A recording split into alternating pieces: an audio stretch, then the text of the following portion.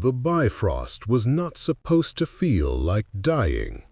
Thor had traveled the Rainbow Bridge thousands of times, felt the exhilarating rush of dimensional transit as Heimdall's gaze guided him across the 9 realms and beyond. But this was different. This was wrong.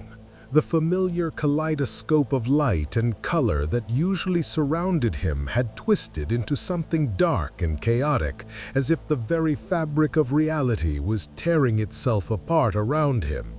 He tumbled through the void between worlds, his grip on Stormbreaker white-knuckled, lightning crackling involuntarily across his body as he fought against forces that seemed determined to unmake him.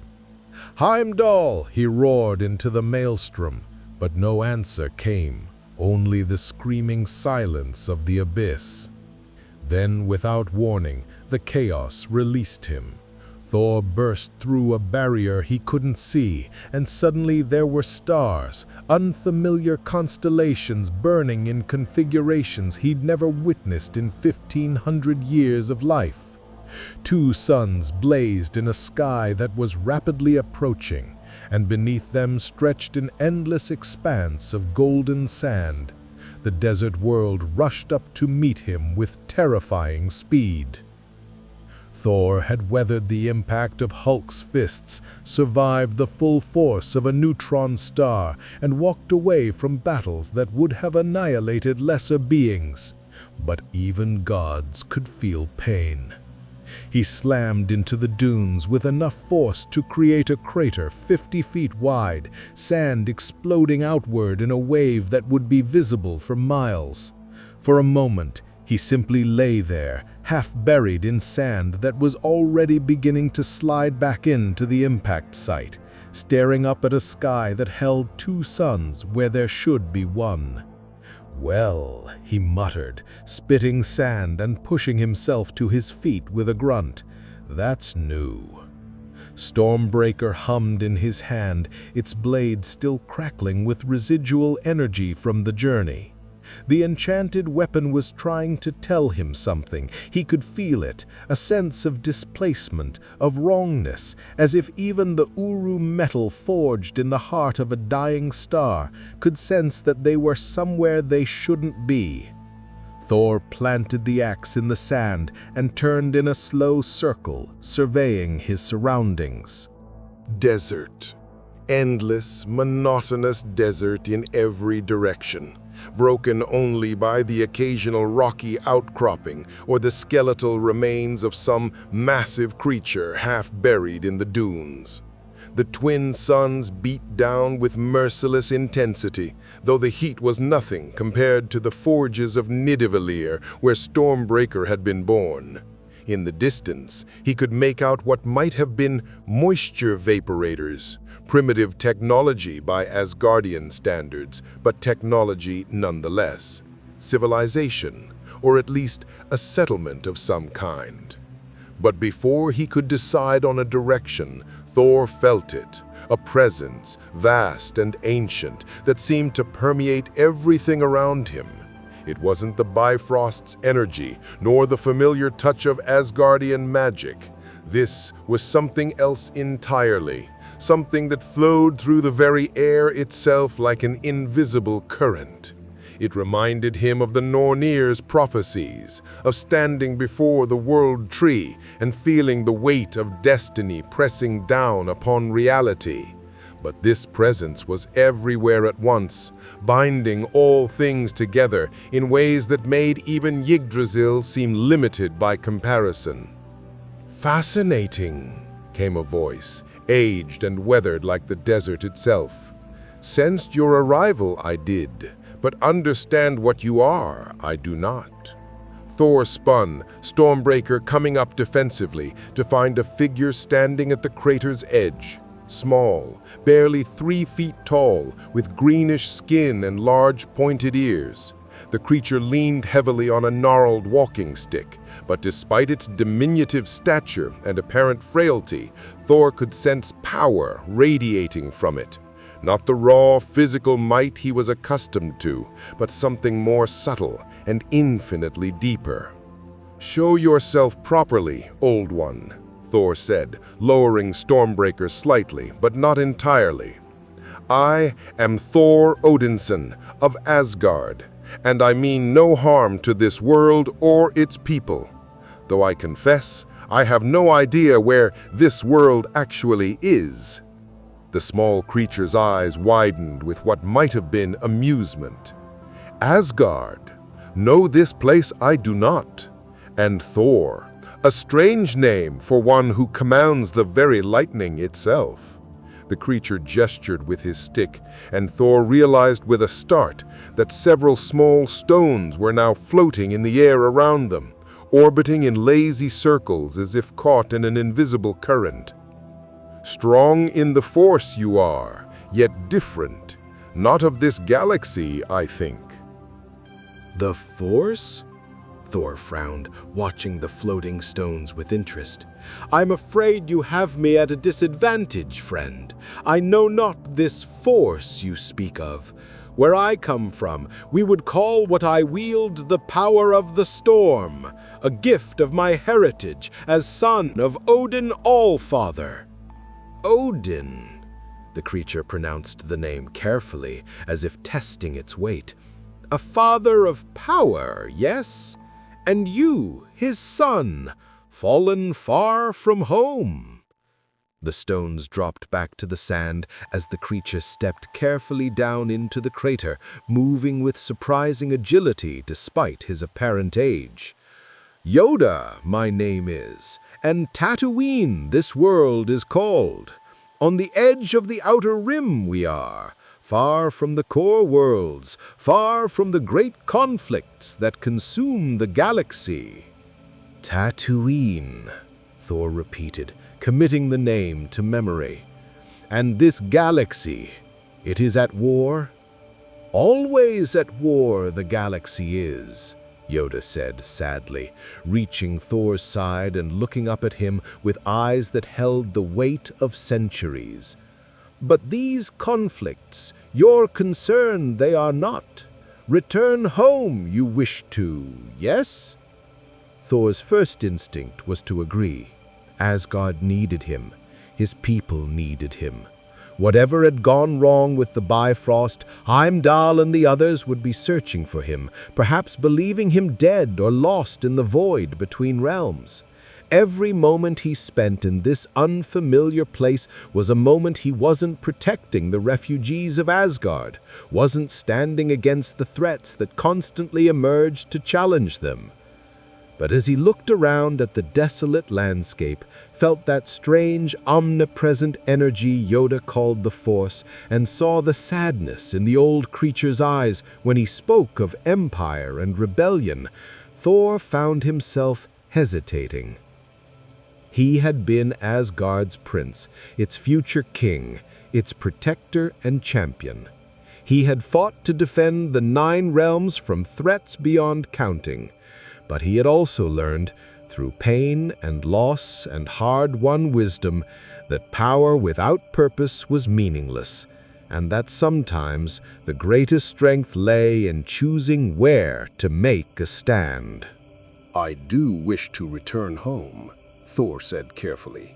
"But I would know more of this place first, and this war you speak of. I have fought tyrants and monsters across the cosmos, Yoda.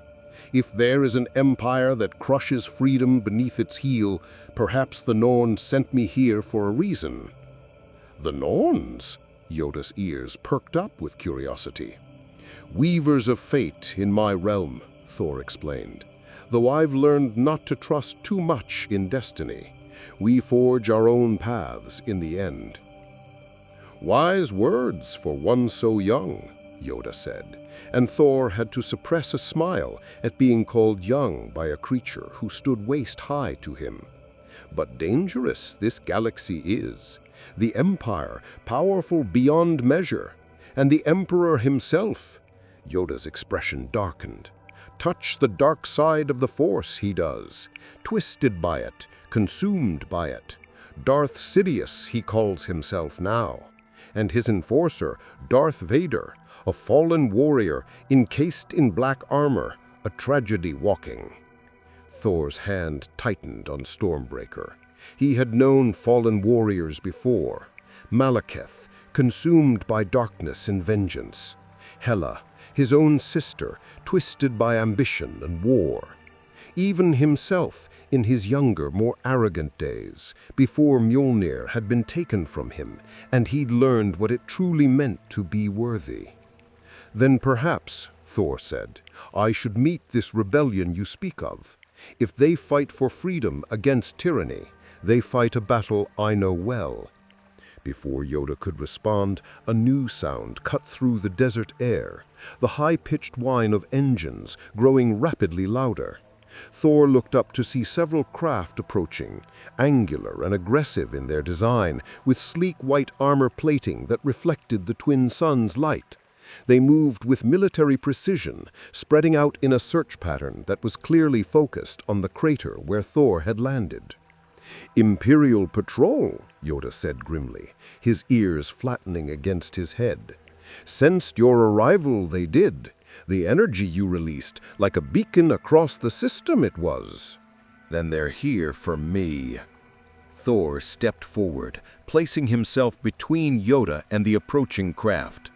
Lightning began to dance across his shoulders and arms, wreathing Stormbreaker in crackling energy. "I suggest you stand back, Master Yoda. Things are about to get loud." The craft, TIE fighters, he would later learn they were called, screamed overhead in formation, their twin ion engines creating a distinctive shriek that echoed across the dunes. They circled once, twice, clearly scanning the crater and its occupants. Then, as Thor had expected, they opened fire. Bolts of green energy lanced down from the sky, superheated plasma that would have vaporized an ordinary man. But Thor was no ordinary man. He raised Stormbreaker, and lightning answered his call. Not the pathetic sparks of a storm, but the full fury of an Asgardian god channeling the tempest itself. Blue-white electricity exploded from the axe, meeting the incoming fire in midair and detonating in a spectacular display that lit up the desert like a newborn star.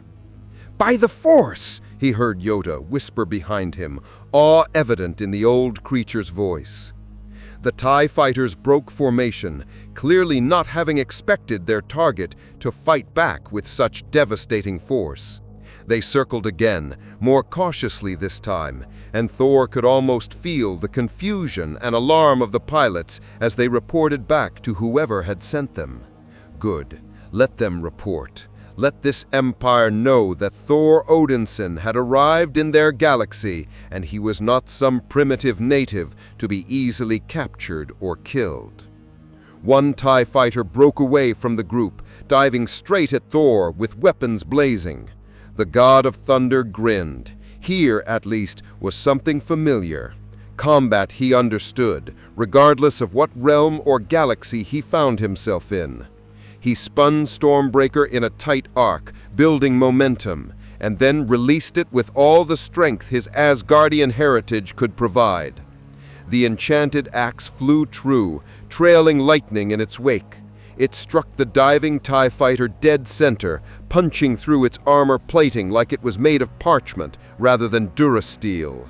The craft exploded in a spectacular fireball, raining debris across the sand. And Stormbreaker, obeying the enchantment that bound it to Thor's will, reversed course in mid-flight and returned to his waiting hand. The remaining fighters immediately broke off their attack, climbing rapidly and fleeing toward the horizon at maximum speed. Thor watched them go, still wreathed in lightning, knowing they would return soon with reinforcements. "Well," he said, turning back to Yoda with a slight smile, "I believe I've made an impression. Perhaps you could point me toward this rebellion of yours. It seems I'm going to need allies sooner rather than later." Yoda stared at him for a long moment, those ancient eyes seeing far more than Thor's physical form. "A storm you have brought to this galaxy, Thor Odinson," the old master said finally. "Whether that storm will bring destruction or renewal, time will tell." He gestured with his walking stick toward the distant settlement Thor had spotted earlier. "Come, to Mos Eisley we will go. Contacts there I have. Reach the rebellion they can." As they began the trek across the sand, Thor glanced up at the unfamiliar stars and felt Stormbreaker pulse with energy in his hand. Somewhere out there, across the vast expanse of this new galaxy, an empire ruled through fear and oppression. And whether by fate or by accident, the god of thunder had arrived to contest their dominion. If you want to see more characters enter the Star Wars galaxy, hit that subscribe button and drop the name of a character you'd want to see in the comments below. May the Force be with you. Behind them, smoke still rose from the wreckage of the TIE fighter, a marker that would draw attention from across the sector.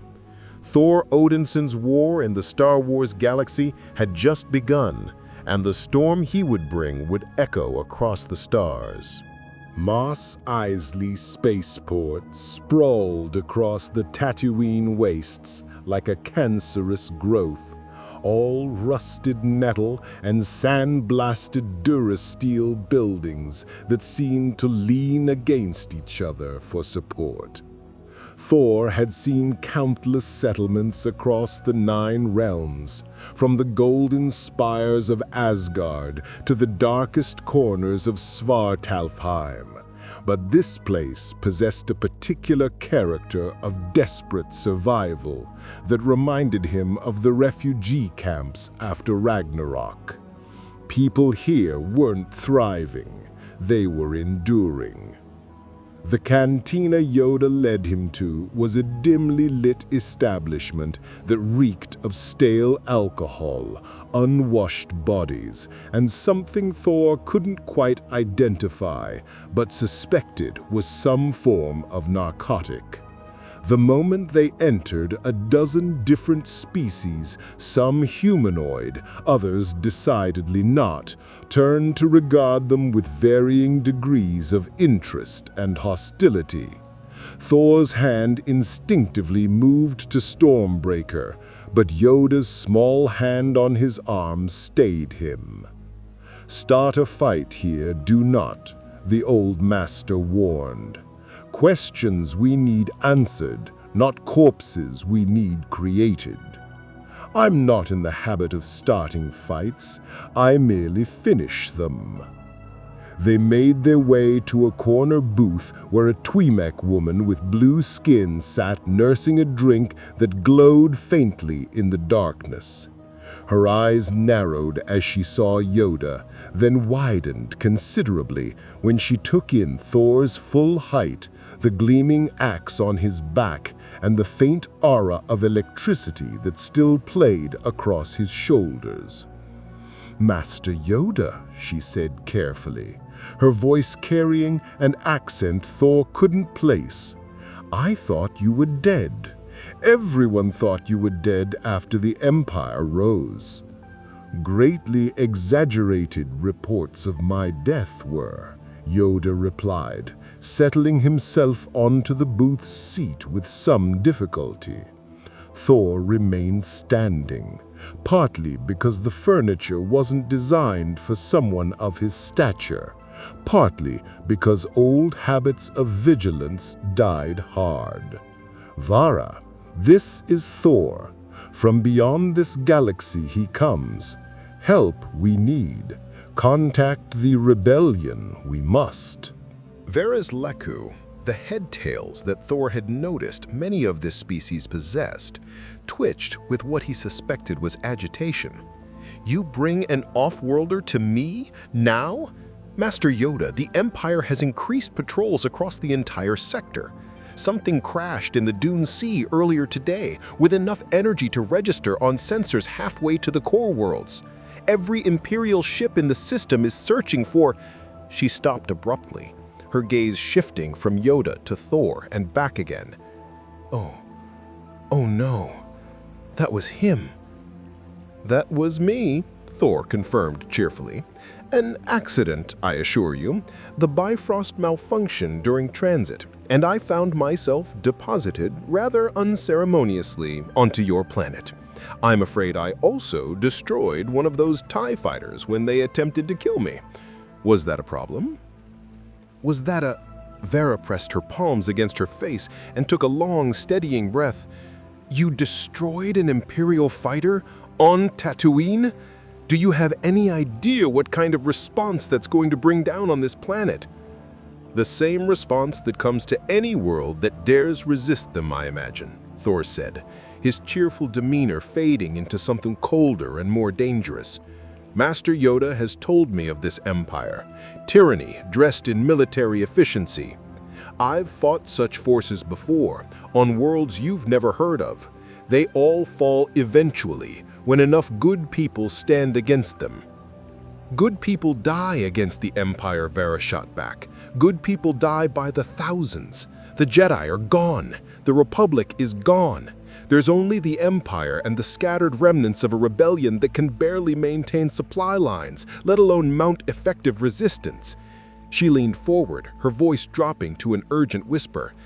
I don't know what kind of warrior you are where you come from, stranger, but here, against the full might of the Imperial war machine, you're just another body waiting to be added to the count. Thor considered her words carefully. She wasn't wrong to be afraid. Fear was a rational response to overwhelming force. He'd seen it in the eyes of countless people across the realms, that helpless terror when faced with an enemy too vast to comprehend. But he'd also seen what happened when someone, anyone, stood firm against that darkness and refused to yield. How the impossible became merely improbable, and then, sometimes, became real. I am Thor, son of Odin, he said quietly, and despite the cantina's noise, his words seemed to carry weight and made even the most hardened patrons fall silent. I have fought the dark elves who would have plunged the 9 realms into eternal darkness. I have battled my own sister, the goddess of death herself, and lived to tell the tale. I have stood before Thanos, the mad titan who sought to murder half of all life in my universe, and I buried my axe in his chest. He paused, letting that sink in. Your empire may be vast, but I have seen vast before. I have seen inevitable before. And I have learned that nothing is truly inevitable when those with power choose to act. Vara stared at him for a long moment, and Thor could see the war playing out behind her eyes, the desire to believe warring with the cynicism born of years under Imperial rule. Finally, she glanced at Yoda. You believe him? Truth he speaks, Yoda said simply. Feel it in the Force I can. Strong he is, different from anything in this galaxy, but strong nonetheless. And more than strength, conviction he has, purpose, dangerous things both to an empire that rules through fear. The rebellion needs to know about this, but I can't just call them on an open channel. The Empire monitors everything. We'll need to get off-world, reach the nearest rebel cell in person. She looked Thor up and down appraisingly. Which is going to be interesting, considering you stand out like a supernova in a coal mine. We'll need to... The cantina doors exploded inward in a shower of sparks and smoke. Stormtroopers poured through the breach, their white armor almost glowing in the dim light. Weapons raised and targeting systems already painting red dots across every patron in the establishment. Behind them strode an officer in a gray uniform, his face twisted with the kind of casual cruelty that came from wielding power over the helpless. "Nobody move," the officer barked. "By order of the Galactic Empire, this establishment is under lockdown. We're looking for an individual who destroyed Imperial property. Large male, unusual appearance, possibly armed with an exotic energy weapon. His gaze swept the cantina and locked onto Thor almost immediately. "There, that one. Take him alive if possible, but dead is acceptable." The stormtroopers advanced, their blaster rifles trained on Thor from a dozen different angles. The other patrons were already scrambling for cover or raising their hands in surrender. Clearly, they'd been through this before and knew that resistance meant death. Thor didn't reach for Stormbreaker. Not yet. "I'm afraid there's been a misunderstanding," he said calmly. "Those fighters fired on me without provocation. I merely defended myself, as is my right as a free being." The officer laughed, a sharp, ugly sound. "Rights? You have no rights, off-worlder. The moment you entered Imperial space, you became subject to Imperial law. And Imperial law says that destroying military property is an act of terrorism punishable by immediate execution." He gestured to his troops. "Take him." "Last chance to walk away," Thor warned, and now his hand did move to Stormbreaker's handle. Lightning began to crackle softly along the axe's blade, casting flickering blue light across the cantina's walls. "I've given you fair warning. What happens next is on your conscience." "Fire!" the officer screamed. The cantina erupted in a storm of blaster fire.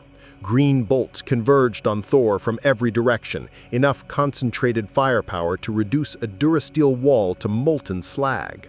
But Thor was already moving, Stormbreaker coming off his back in a fluid motion that spoke of centuries of combat experience.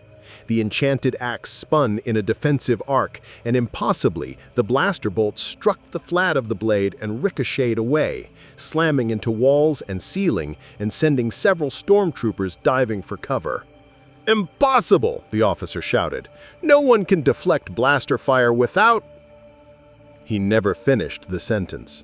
Thor thrust Stormbreaker forward and called the lightning. Not the measured, controlled strikes he might use in training or friendly combat, but the full, devastating fury of Asgardian storm. Electricity exploded from the axe in a massive cascade of blue-white energy that lit up the cantina like a miniature sun. It arced through the air, grounding itself in the stormtroopers' armor, and the soldiers went down like puppets with cut strings, their nervous systems overloaded by the sheer voltage.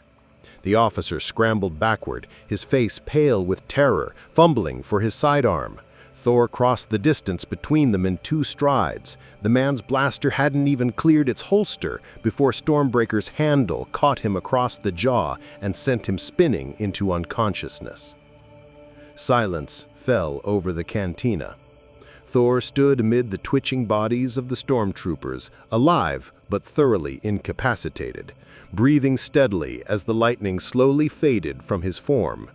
He turned to find every eye in the establishment fixed on him with expressions ranging from awe to terror. "Well," he said into the silence, "I suppose that means we need to leave sooner rather than later." Vara was already on her feet, pulling Yoda toward a back exit. "You think? Come on, before the entire garrison comes down on our heads." They fled through a warren of back alleys and maintenance tunnels that Vara navigated with practiced ease. Behind them, Thor could hear alarms blaring and the distinctive whine of more TIE fighters launching from the local Imperial base. The Empire was mobilizing, and he was the target. There, Vara pointed to a landing pad where a battered freighter sat, its hull scarred by what looked like decades of hard use. "That's our ride. I just hope the owners don't mind us borrowing it." "I'm sure they'll understand once we explain," Thor said, then paused as a thought struck him.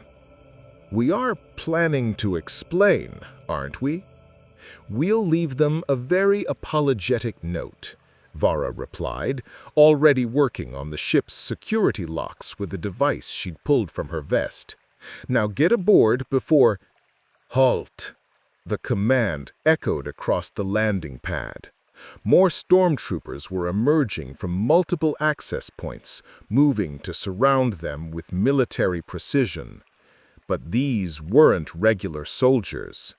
Their armor was different, black where standard troopers wore white, with red accents that spoke of elite status. And leading them was a figure that made even Thor pause. The man stood well over 6 feet tall, encased head to toe in black armor that seemed to drink in the light. His helmet was a smooth, featureless mask, save for the angular viewport that glowed with a faint red tint. A cape of dark fabric billowed behind him, despite the absence of wind. But it was the breathing that truly caught Thor's attention. A mechanical, rhythmic sound that spoke of extensive cybernetic life support. And the energy signature that rolled off him in waves was unlike anything Thor had encountered in this galaxy so far. It felt like Yoda's presence, but inverted, twisted, as if all the potential for good in that power had been deliberately corrupted into something dark and terrible. "Darth Vader," Yoda whispered, and Thor heard genuine fear in the old master's voice for the first time since they'd met. The Dark Lord studied them for a long moment, his mechanical breathing the only sound in the tense silence. When he spoke, his voice was deep and distorted by the helmet's vocabulator, carrying the weight of absolute authority. "You," he said, and though Thor couldn't see his eyes, he felt the full weight of Vader's attention fix upon him like a physical force. "You are the one who destroyed my fighters, the one who wields lightning like a weapon. The Emperor has taken a personal interest in you, off-worlder. He would very much like to meet you." "How flattering," Thor replied, spinning Stormbreaker in a casual display that made several Death Troopers step back nervously. "But I'm afraid I must decline. I've met my share of emperors and tyrants, and I've found that conversations with them rarely end well for anyone involved." Vader's hand rose, and Thor felt something invisible wrap around his throat. Not physical pressure, but something that seemed to attack his very essence, trying to crush the life from him through sheer force of will. It was like being caught in the grip of a giant if that giant existed in a dimension adjacent to physical reality. Most beings would have choked, gasped, fallen to their knees. Thor was not most beings. "Interesting," he said, through gritted teeth, fighting against the invisible grip. "So this is the force Master Yoda spoke of. It's quite impressive. Allow me to show you what I can do." He slammed Stormbreaker into the Durasteel deck of the landing pad, and lightning answered his call. Not a targeted strike this time, but an omnidirectional blast that exploded outward in a sphere of crackling energy. The Death Troopers went down instantly, their armor's sophisticated systems overloaded. Even Vader staggered back, his concentration broken, his mechanical hand raised to ward off the electrical storm that raged around Thor like a living thing. "Vara, get that ship started!" Thor roared over the thunder. He advanced on Vader, each step accompanied by a pulse of lightning that carved scorched patterns into the deck plating. "And you, Lord Vader, will learn that some storms cannot be controlled or contained." Vader recovered quickly, drawing an elegant weapon from his belt, a cylinder of metal that ignited with a snap hiss into a blade of pure crimson energy. A lightsaber, Thor would later learn, powered by a synthetic crystal and the dark side itself. The Sith Lord fell into a combat stance that spoke of decades of deadly experience. "You command power, off-worlder," Vader acknowledged, his respirator hissing between words. "But power without discipline is meaningless. The Force will show you the truth of this." They clashed in the center of the landing pad, Stormbreaker meeting Lightsaber in a shower of sparks and energy. The enchanted Uru metal rang like a bell with each impact, holding firm against the lightsaber's plasma blade where lesser materials would have been sliced through like paper.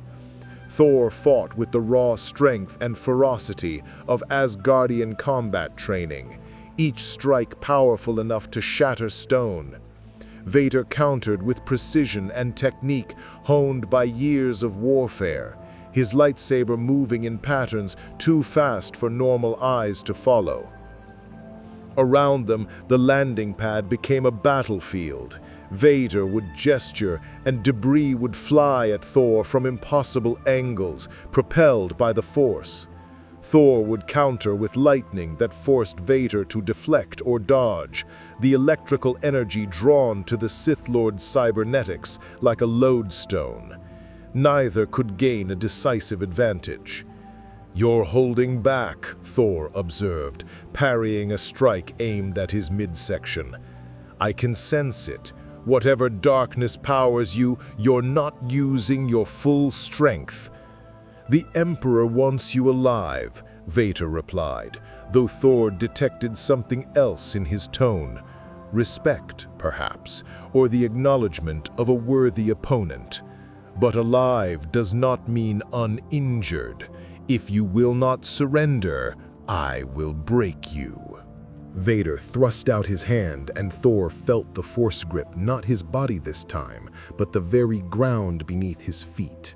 The Durasteel deck plates rippled like water, throwing off his balance. The Sith Lord pressed his advantage, his lightsaber coming around in a devastating arc aimed at Thor's weapon arm. Thor let himself fall with the buckling deck, rolling backward and using the momentum to launch himself into the air. For a moment, he hung suspended 15 feet up, Stormbreaker raised high overhead, lightning gathering around him in a visible aura of crackling power. "You want to see what I can do?" he bellowed. "Then witness the fury of the God of Thunder." He brought Stormbreaker down with all his strength, not aimed at Vader, but at the deck itself.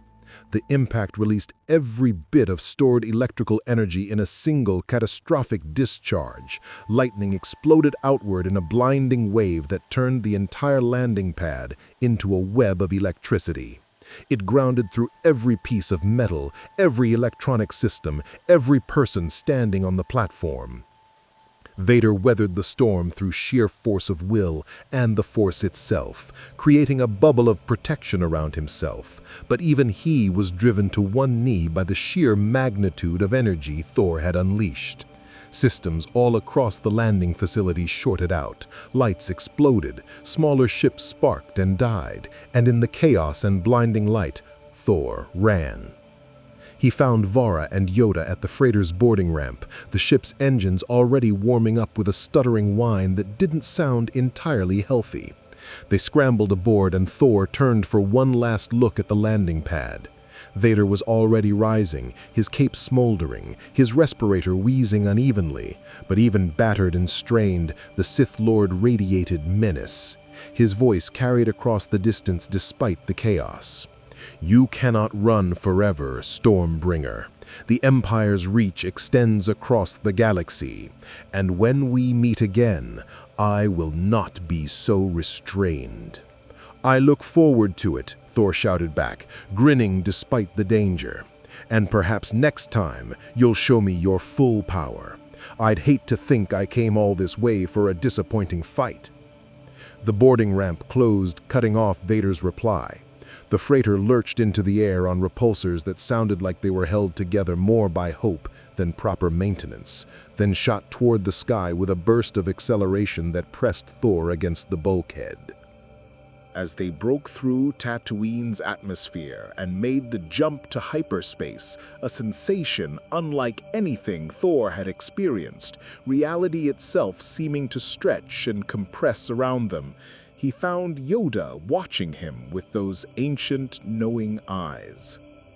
"Made an enemy today, you have," the old master said quietly. "Vader, relentless he is, Hunt you across the stars he will." "Then he'll have his work cut out for him," Thor replied, still riding the adrenaline of combat. He looked down at Stormbreaker, at the runes etched into its blade that glowed faintly with residual energy. "Because I don't intend to run. I intend to fight. This empire of yours rules through fear and overwhelming force. Well, I've brought a different kind of force to their galaxy. Let's see how they handle it."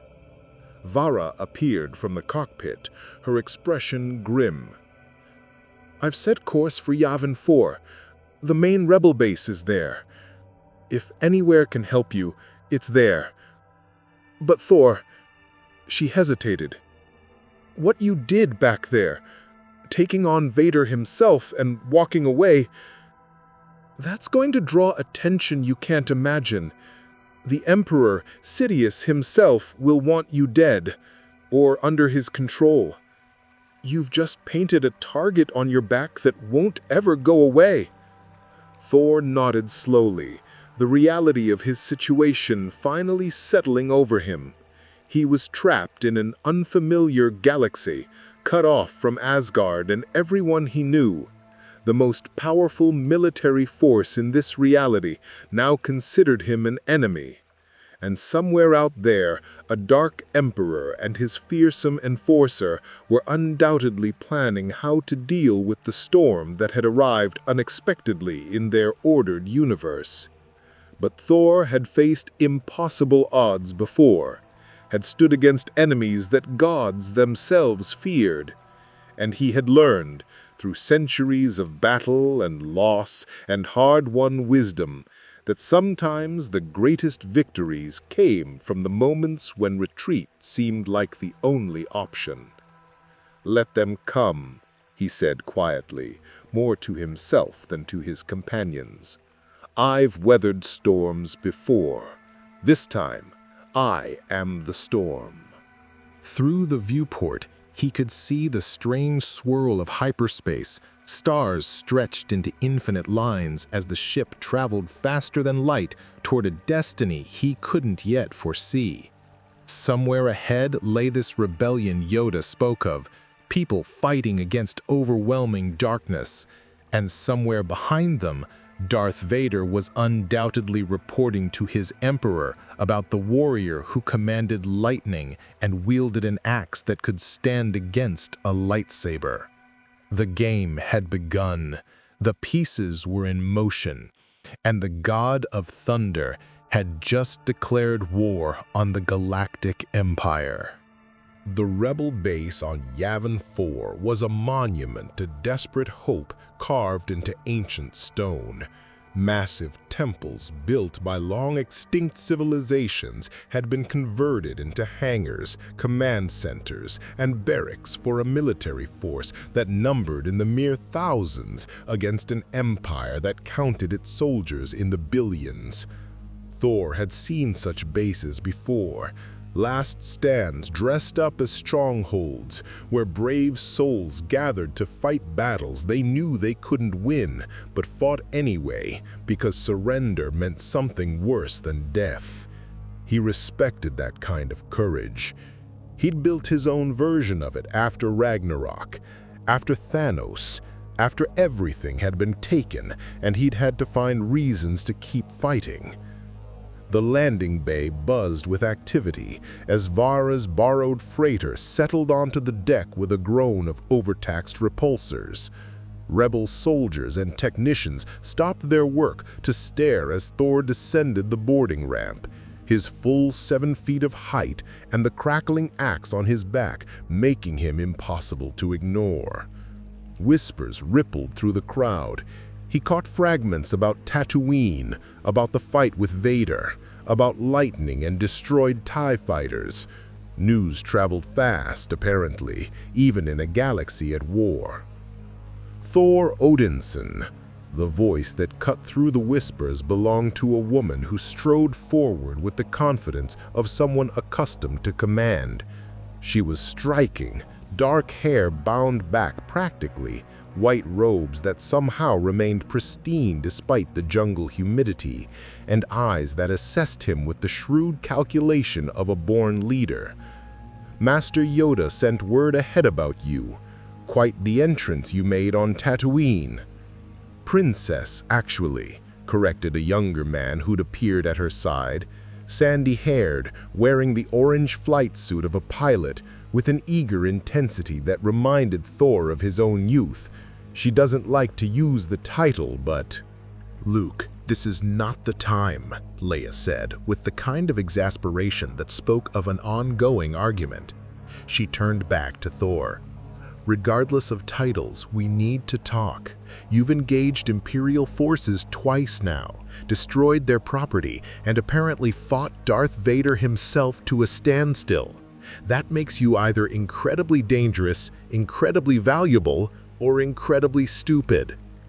I've been accused of all three at various points, Thor admitted cheerfully, though I prefer to think of myself as adaptable. Your Master Yoda found me after my arrival and explained your situation. An empire built on fear and tyranny, a rebellion fighting for freedom against impossible odds. It's a story I know well. Then you know how it usually ends, Leia said quietly. The Empire has the numbers, the resources, the infrastructure. We have passion and determination, which buys us small victories but won't win the war. Unless something changes fundamentally, we're fighting a delaying action at best. Perhaps I'm that change. One man! The skepticism came from a Corellian smuggler who'd been lounging against a cargo crate. Han Solo, Thor would learn, owner of the fastest ship in the sector and a cynic by trade. Look, I don't care how much lightning you throw around. The Empire's got millions of troops, thousands of star destroyers, and a super weapon that can destroy entire planets. One guy with a magic hammer isn't gonna... Axe, Thor corrected mildly. Stormbreaker is an axe, and I destroyed their last planet-killing weapon, though admittedly that one was purple and wore a gauntlet. He saw their blank looks and waved a hand dismissively. A story for another time. The point is, Senator Organa is correct. You need something to change the fundamental equation of this war. You need a symbol that proves the Empire isn't invincible. You need hope. Hope doesn't win battles, Han muttered. No, Thor agreed, but it gets people to fight them. I've seen it across a dozen realms. The moment people stop believing victory is impossible, the impossible starts to crumble. He looked around at the assembled rebels, human and alien alike, unified by their opposition to tyranny. I cannot promise I can defeat your empire single-handedly, but I can promise that wherever I stand, the empire will bleed. And perhaps that will be enough to show others that bleeding is possible. Leia studied him for a long moment, and Thor could see her mind working through calculations of risk and reward, desperation and pragmatism. You fought Vader and walked away. That alone is worth investigating. But we need to understand what you are, what you can do, and whether you're even real or some elaborate Imperial trap. A fair concern, Thor acknowledged. How would you like me to prove myself? Combat assessment, said a new voice, and Thor turned to see a woman in a flight suit similar to Luke's approaching. Her skin was a rich brown, her expression skeptical but curious. I'm Captain Shara Bey, Gold Squadron. If you're as powerful as the reports say, you should be able to handle a training exercise. If you're an Imperial trick, you'll reveal yourself when pushed. I accept, Thor said immediately. Though I should warn you, I've been training for combat since before your grandparents' grandparents were born. I'll try to be gentle. 1,500 years old, Yoda had told them on the journey. Claims to be he does, and lie I sense he does not. The training ground was a cleared section of jungle where the rebels had set up an obstacle course and combat arena. A crowd gathered as word spread. Apparently, entertainment was rare enough on Yavin 4 that even the possibility of seeing the newcomer humiliated was worth abandoning duties for a few minutes. They started with strength tests. Thor lifted a grounded X-Wing fighter one-handed, holding it steady while technicians scrambled underneath to retrieve a tool someone had dropped. The crowd's murmurs grew louder. Enhanced strength, possibly cybernetic, similar to what we've seen with... Thor tossed the fighter gently back to its landing gear and turned to her with a grin. Not cybernetic, just Asgardian. We're naturally stronger than most species. Something about denser molecular structure and a physiology that evolved under higher gravity. The science was never my strong suit. That was more my brother's area. "Brother?" Luke asked, and Thor caught a flicker of something in the young man's expression, longing, perhaps, or curiosity about family. "Loki," Thor said, and his smile dimmed slightly. "God of mischief, master of magic, and the most infuriating, brilliant, traitorous, loyal, complicated being I've ever known. We had a difficult relationship, but he died a hero in the end, fighting against impossible odds to save our people." He shook off the melancholy. "But that's a story for another time. What's next?" They tested his reflexes against training remotes, small hovering spheres that fired stun bolts at increasing speeds. Thor dodged the first volley easily, his enhanced Asgardian perception making the bolts seem almost slow. The second volley he deflected with Stormbreaker, the enchanted axe moving in precise arcs that sent every bolt ricocheting into designated targets. The third volley he simply tanked, letting the stun bolts wash over him while he stood unmoved. "Stun setting should have dropped a rancor," Shara muttered, checking her datapad. "He didn't even flinch." "Asgardian constitution," Thor explained. "We're remarkably difficult to harm through conventional means. It takes quite a lot to put one of us down permanently." "Define quite a lot," Leia said. Thor considered. "I once took the full force of a neutron star and survived. Admittedly, I was trying to forge this axe at the time, so I had motivation. But the point stands, I'm fairly durable." The rebels exchanged glances that suggested they weren't sure whether to believe him or check him for mental instability. "Let's see the lightning," Han called from the sidelines. "That's what the reports keep going on about. You can throw lightning like the Emperors supposedly can?" "Similar principle, perhaps, but I suspect the execution differs significantly. I raised Stormbreaker, and the sky above them immediately began to darken as clouds gathered with unnatural speed. The Emperor uses the Force to generate his lightning. It's an expression of the dark side, powered by hatred and suffering. My lightning is different. It's not Force-based at all. It's simply who I am." He brought Stormbreaker down and lightning answered. Not the wild, destructive blast he'd use against the stormtroopers, but a controlled strike that came down from the rapidly forming storm clouds and struck a target tree 50 yards distant. The tree exploded into splinters and flames, the thunder that followed shaking the ground beneath their feet. "By the Force," Luke breathed, his eyes wide. "That's incredible. It's like you're channeling the entire storm." "Not channeling," Thor corrected, calling another bolt that struck a different target with pinpoint precision. "Commanding. The storm and I are one. We have been since I proved myself worthy of Mjolnir centuries ago. Though that weapon is lost now, destroyed by my sister, Stormbreaker serves the same purpose and carries the same connection." He let the storm dissipate, the clouds breaking apart as quickly as they'd formed. "On Asgard, we called it the Odin Force, though my father wielded it far more masterfully than I ever have.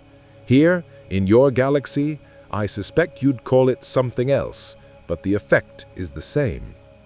"It's not the Force," Yoda said quietly, having appeared at the edge of the training ground without anyone noticing his approach. "Similar, it may seem, but fundamentally different it is. The Force, it binds all living things together, flows through us and around us. Thor's power, from within it comes, part of him intrinsic to his very being, not drawn from an external source, but generated by what he is." The old master's ears drooped thoughtfully. "Troubling, this is. For the Emperor, for Vader, power they cannot sense through the Force, cannot predict or counter through their usual means." "Is that why Vader couldn't just crush him? When I heard the report about their fight, I couldn't understand how anyone could resist Vader's Force grip. He's killed Jedi Masters that way." "Resist it I could," Thor said, remembering the sensation of that invisible hand around his throat. "It was certainly unpleasant, and I don't doubt that given enough time he could have done me serious harm. But my physiology is resilient, and whatever this Force is, it seems to affect me differently than it would a native of this galaxy.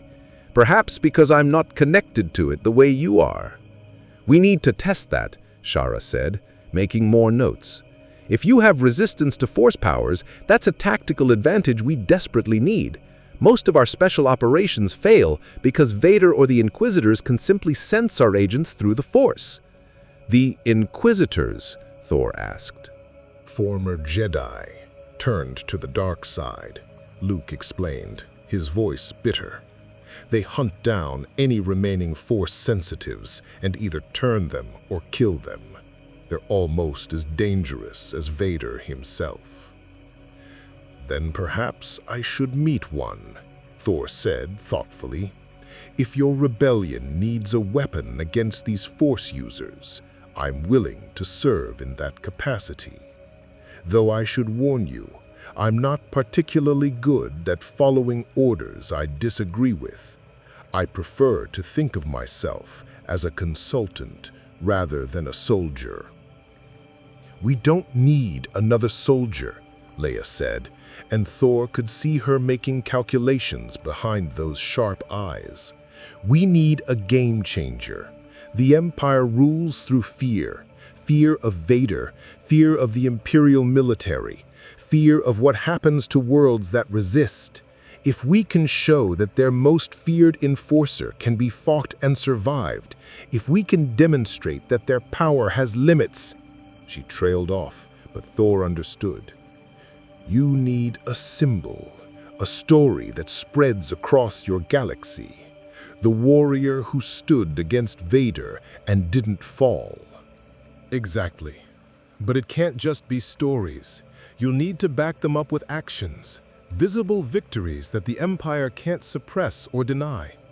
Leia stepped closer, and Thor saw the weight she carried, the burden of leading people who trusted her to somehow find a path to victory against overwhelming odds. Can you do that? Can you be what we need? Thor thought of Asgard, of the people who had trusted him to protect them, and how he'd failed them when Hela had come. He thought of the scattered survivors of his realm, rebuilding on Earth under his brother's leadership, while he'd spiraled into depression and self-doubt. He thought of standing before Thanos and hearing the Mad Titan say, "You should have gone for the head," before snapping away half of all life. He'd failed before.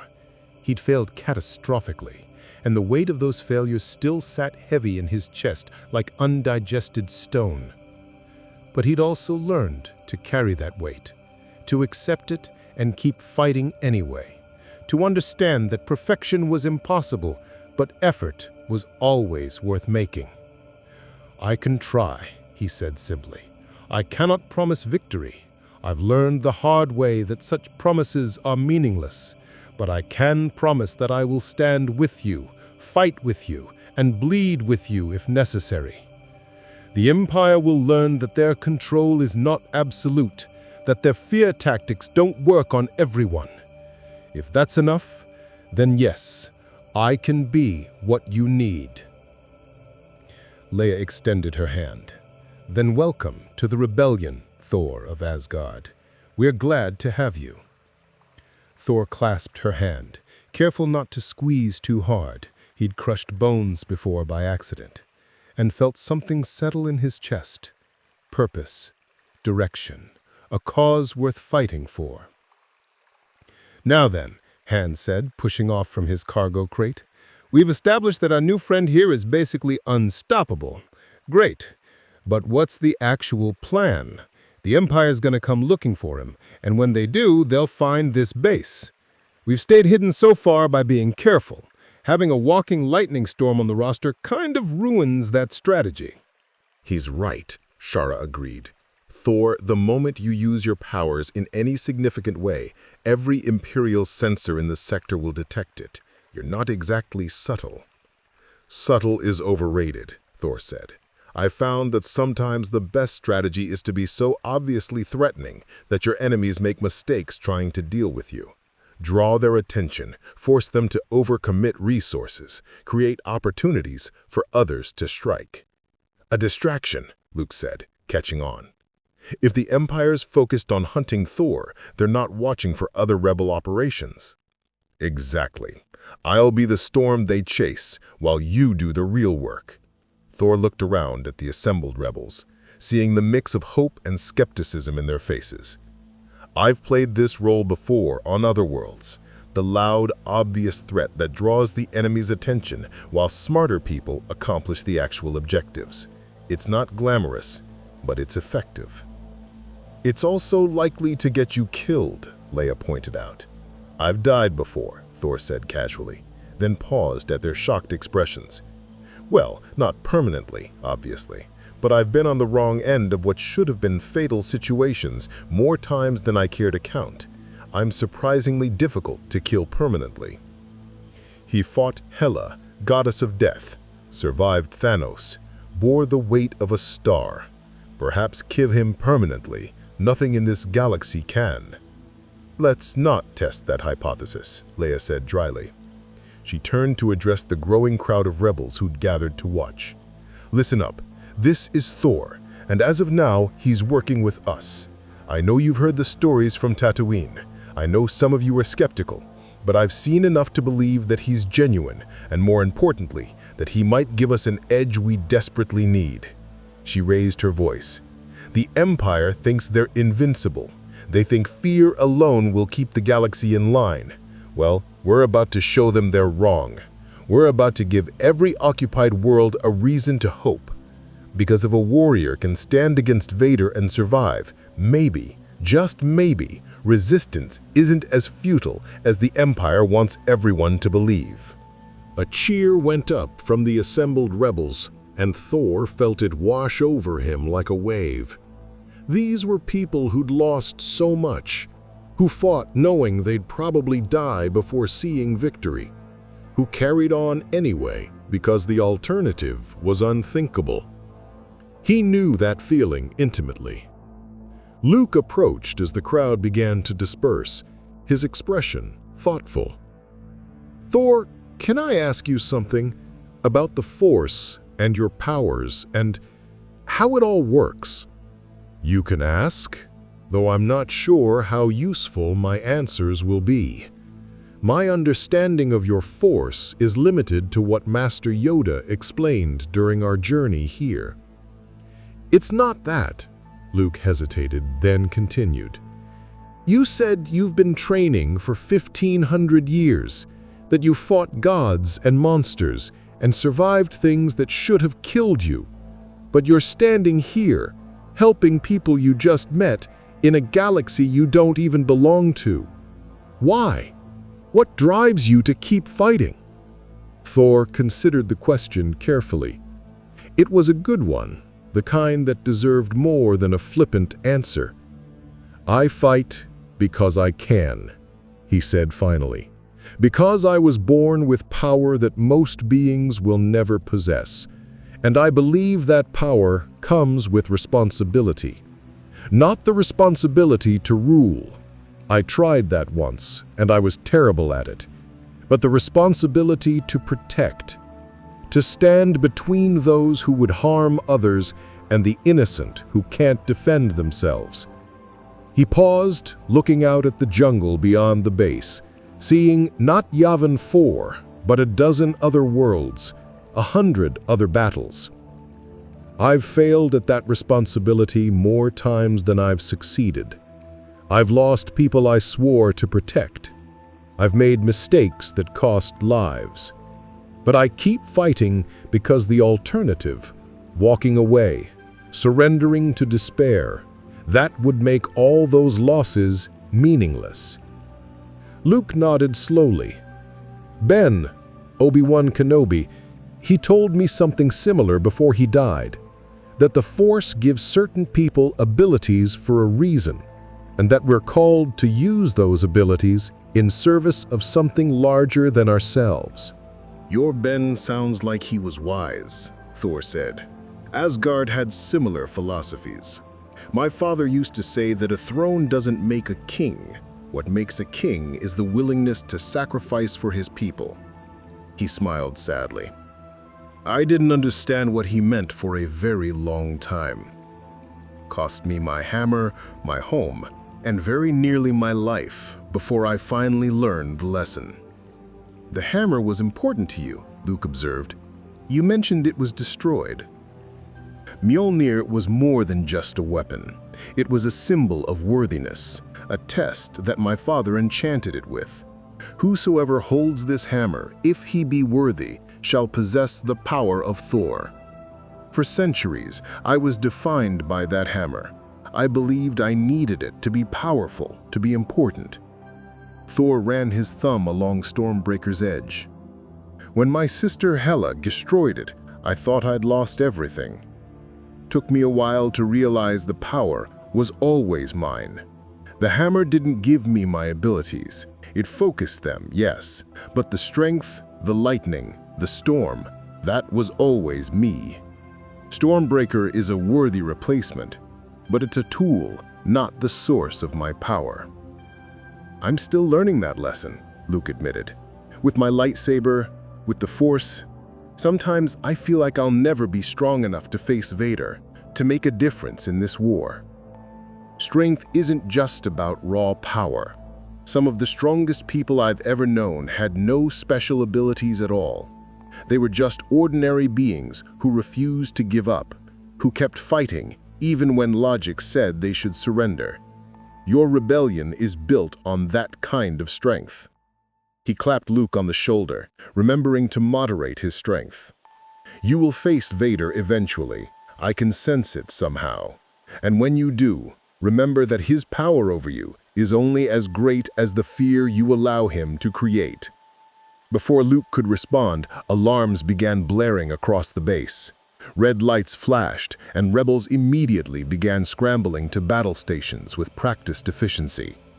Imperial fleet just dropped out of hyperspace. Multiple Star Destroyers, TIE fighters screening deploying. They found us. "Already?"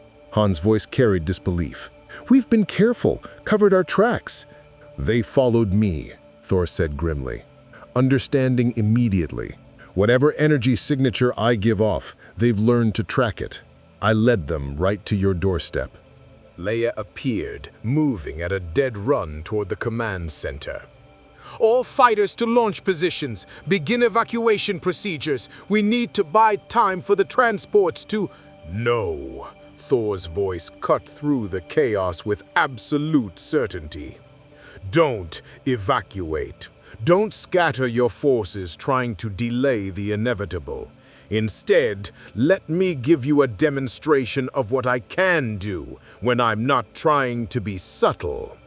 He strode toward the main hangar, Stormbreaker already beginning to crackle with energy. Behind him, he heard Leia shouting orders, heard the rebels scrambling to figure out what he intended. But Thor's focus had narrowed to a single point. The sky above the jungle, where he could already see the massive triangular shapes of Star Destroyers beginning their descent. The Empire had come hunting the God of Thunder. Time to show them why that was a catastrophically bad idea. Thor stood at the edge of the temple's highest platform, 700 feet above the jungle floor, and looked up at the descending armada with the calm of a warrior who'd faced worse odds and survived. 3 Imperial Star Destroyers hung in the sky like daggers pointed at the heart of the rebellion, their gray hulls bristling with turbo-laser batteries and tractor beam projectors. Around them swarmed TIE fighters by the hundreds, a cloud of screaming predators eager to descend upon their prey. It was impressive in its way. The Empire clearly didn't believe in half measures. "Thor, what are you doing?" Leia's voice crackled through the comlink they'd given him. "Get back inside. We need to coordinate a defensive strategy." "I am the defensive strategy," Thor replied calmly. He could feel the storm gathering inside him, responding to his will, building like pressure behind a dam. "Tell your pilots to stay grounded. This won't take long." "Won't take..." "Thor, those are Imperial Star Destroyers. Each one carries over 30,000 personnel, 72 TIE fighters, enough firepower to reduce this entire moon to slag. You can't possibly..." Thor didn't wait to hear the rest. He raised Stormbreaker high overhead, and the sky answered his call. The change was instantaneous and dramatic. Clear tropical sky transformed into roiling black thunderheads that spread across the horizon like spilled ink. The temperature dropped 20 degrees in as many seconds. Wind that had been a gentle jungle breeze became a howling gale that bent trees and sent loose equipment tumbling across landing pads. Lightning began to fork through the clouds, not the occasional flash of a natural storm, but constant, brilliant arcs of blue-white electricity that turned the darkened sky into a web of living energy. Inside the command center, alarms were screaming as sensors tried and failed to make sense of what they were detecting. "Atmospheric disturbance," a technician reported, his voice climbing toward panic. "Massive energy readings across the entire region. It's like the planet's entire weather system just focused on this one location." "That's because it did," Yoda said quietly, his ears flat against his head. "Channel the storm, Thor does. Become one with it. Seen such power I have not in all my centuries." On the lead Star Destroyer, alarms were blaring just as loudly. Admiral Kendris stood on his command bridge, staring through the viewport at the impossible storm that had materialized out of nowhere. His sensors were going mad, detecting energy readings that should have been physically impossible for a planetary atmosphere. "Report," he barked at his sensor officer. "The storm, sir. It's generating power equivalent to multiple fusion reactors. Lightning strikes registering in the petawatt range. And sir," the officer's voice wavered, "it's all focused on a single point, the Rebel Temple." "Impossible. No planetary defense system could generate that kind of..." Kendra stopped as realization struck. "The weapon, the one from Tatooine. He's here." "Should we break off, sir?" Kendris considered it for exactly 2 seconds. Breaking off meant admitting that a single individual could threaten an Imperial fleet. Meant reporting failure to Lord Vader, who was en route even now aboard his personal Star Destroyer. Meant appearing weak. "Absolutely not. All ships, open fire on that temple. Maximum bombardment. I want nothing left but a crater." The 3 Star Destroyers opened fire simultaneously. Hundreds of turbo-laser bolts lanced down through the atmosphere, emerald beams of concentrated plasma that could vaporize Durasteel armor and punch through planetary shields. Enough firepower to level a city block converged on the temple where Thor stood. He met the bombardment with lightning. Stormbreaker came down and the storm responded, not with individual bolts, but with a solid column of electrical fury that erupted from the clouds like the wrath of an angry god. It met the turbo-laser fire head-on, and where the 2 energies collided, the sky turned white with the force of the interaction. The sound was beyond thunder. It was a physical force that shattered windows in the temple and sent rebels diving for cover with hands over their ears. The turbo-laser barrage stopped, not because Kendris had ordered it, but because every gun battery that had fired suddenly found its targeting systems overloaded, their capacitors blown, their connections to the ship's main power grid severed by feedback that had somehow traveled up the energy beams themselves. "Impossible," Kendris whispered, staring at the damage reports flooding his screens. "That's not possible." But Thor wasn't done.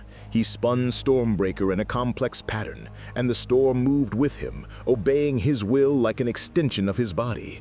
Lightning began to rain down from the clouds in earnest now, not aimed at the temple, but at the TIE fighters that had begun their attack runs. The first squadron of fighters never knew what hit them. One moment they were diving through the storm toward their target. The next they were engulfed in electrical fire that overloaded every system simultaneously. 24 TIE fighters fell from the sky in the span of 5 seconds, their pilots either dead or unconscious, their ships reduced to tumbling debris. "All fighters, break off! Break off!" The squadron commander's voice was frantic. "We can't fly in this. The lightning's targeting us specifically. It's like it's alive."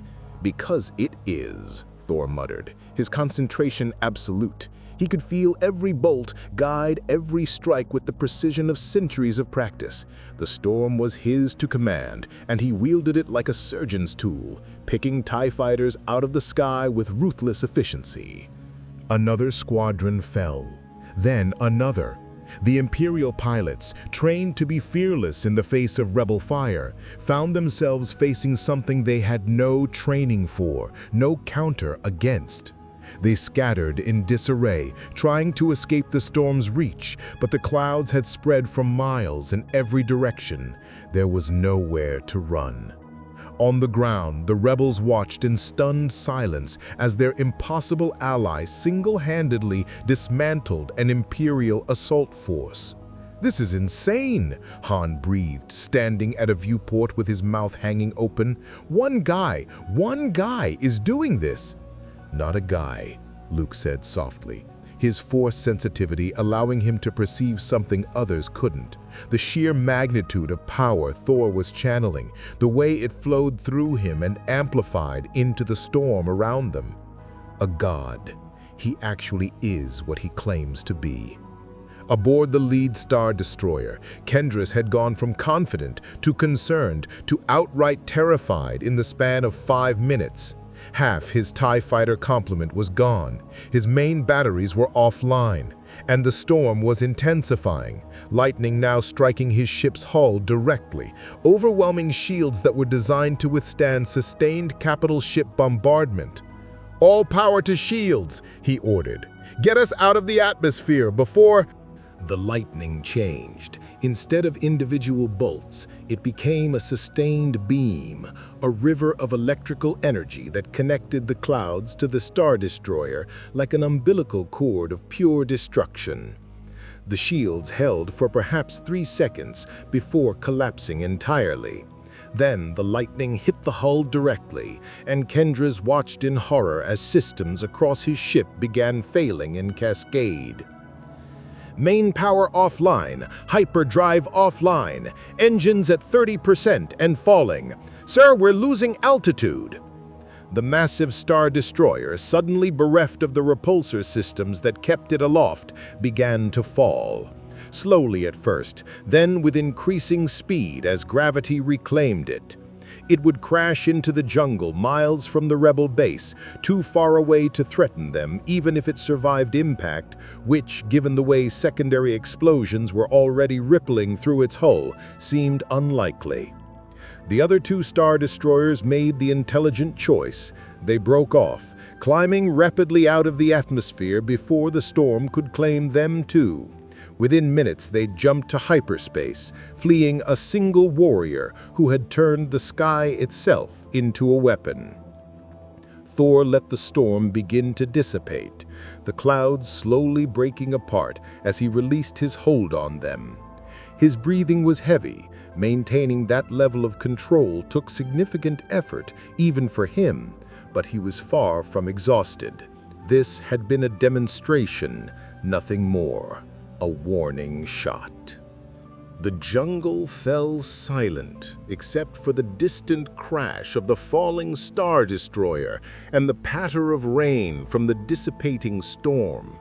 Then slowly, cheers began to erupt from the rebel base, cautious at first, then louder, more confident.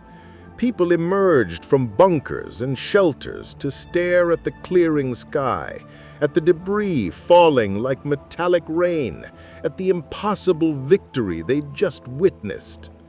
Thor descended from the platform, using Stormbreaker to control his fall, landing gently in the main courtyard where rebels were gathering. They parted before him like water, staring with expressions that ranged from awe to fear to something that might have been religious fervor. Leia pushed through the crowd, her face a complicated mix of emotions. You destroyed an entire Imperial assault fleet, by yourself, in less than 10 minutes. I damaged one ship severely and scared off the others, Thor corrected.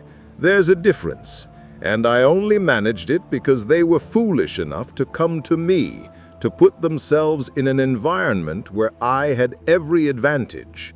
In open space, the fight would be much more difficult, though not impossible.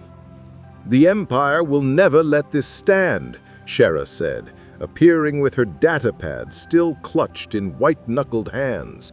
They'll send more ships, bigger fleets. They'll be afraid, Yoda interrupted, his walking stick tapping against stone as he approached. Fear I sense in them. Confusion. The Empire built on the certainty of their dominance, that certainty now shaken. One warrior did what entire rebel fleets could not, made them flee, made them question. The old master looked up at Thor with those ancient eyes. Dangerous you have become, Thor Odinson, not to us, but to the Empire's power. Symbolic significance this victory has. Then we need to capitalize on it, Leia said, her strategic mind already working. Get the word out. Make sure every occupied world knows what happened here today. The Empire isn't invincible. They can be beaten. They'll suppress the information, Han pointed out. Control the holonet, manipulate the narrative, say it was a technical malfunction or rebel propaganda. Let them try, Thor said. They'll have trouble suppressing what their own troops witnessed. Those TIE fighter pilots who escaped, they'll talk. The crews of those Star Destroyers, they'll talk. You can't maintain fear-based control when your enforcers start spreading stories about a warrior who commands storms and brings down capital ships. He smiled grimly. Trust me, I've seen empires try to suppress inconvenient truths before. It never works as well as they hope. There's another problem, Luke said quietly. Vader. He was already interested in Thor after Tatooine. After this, he'll make hunting you down his personal mission. Good, Thor said simply.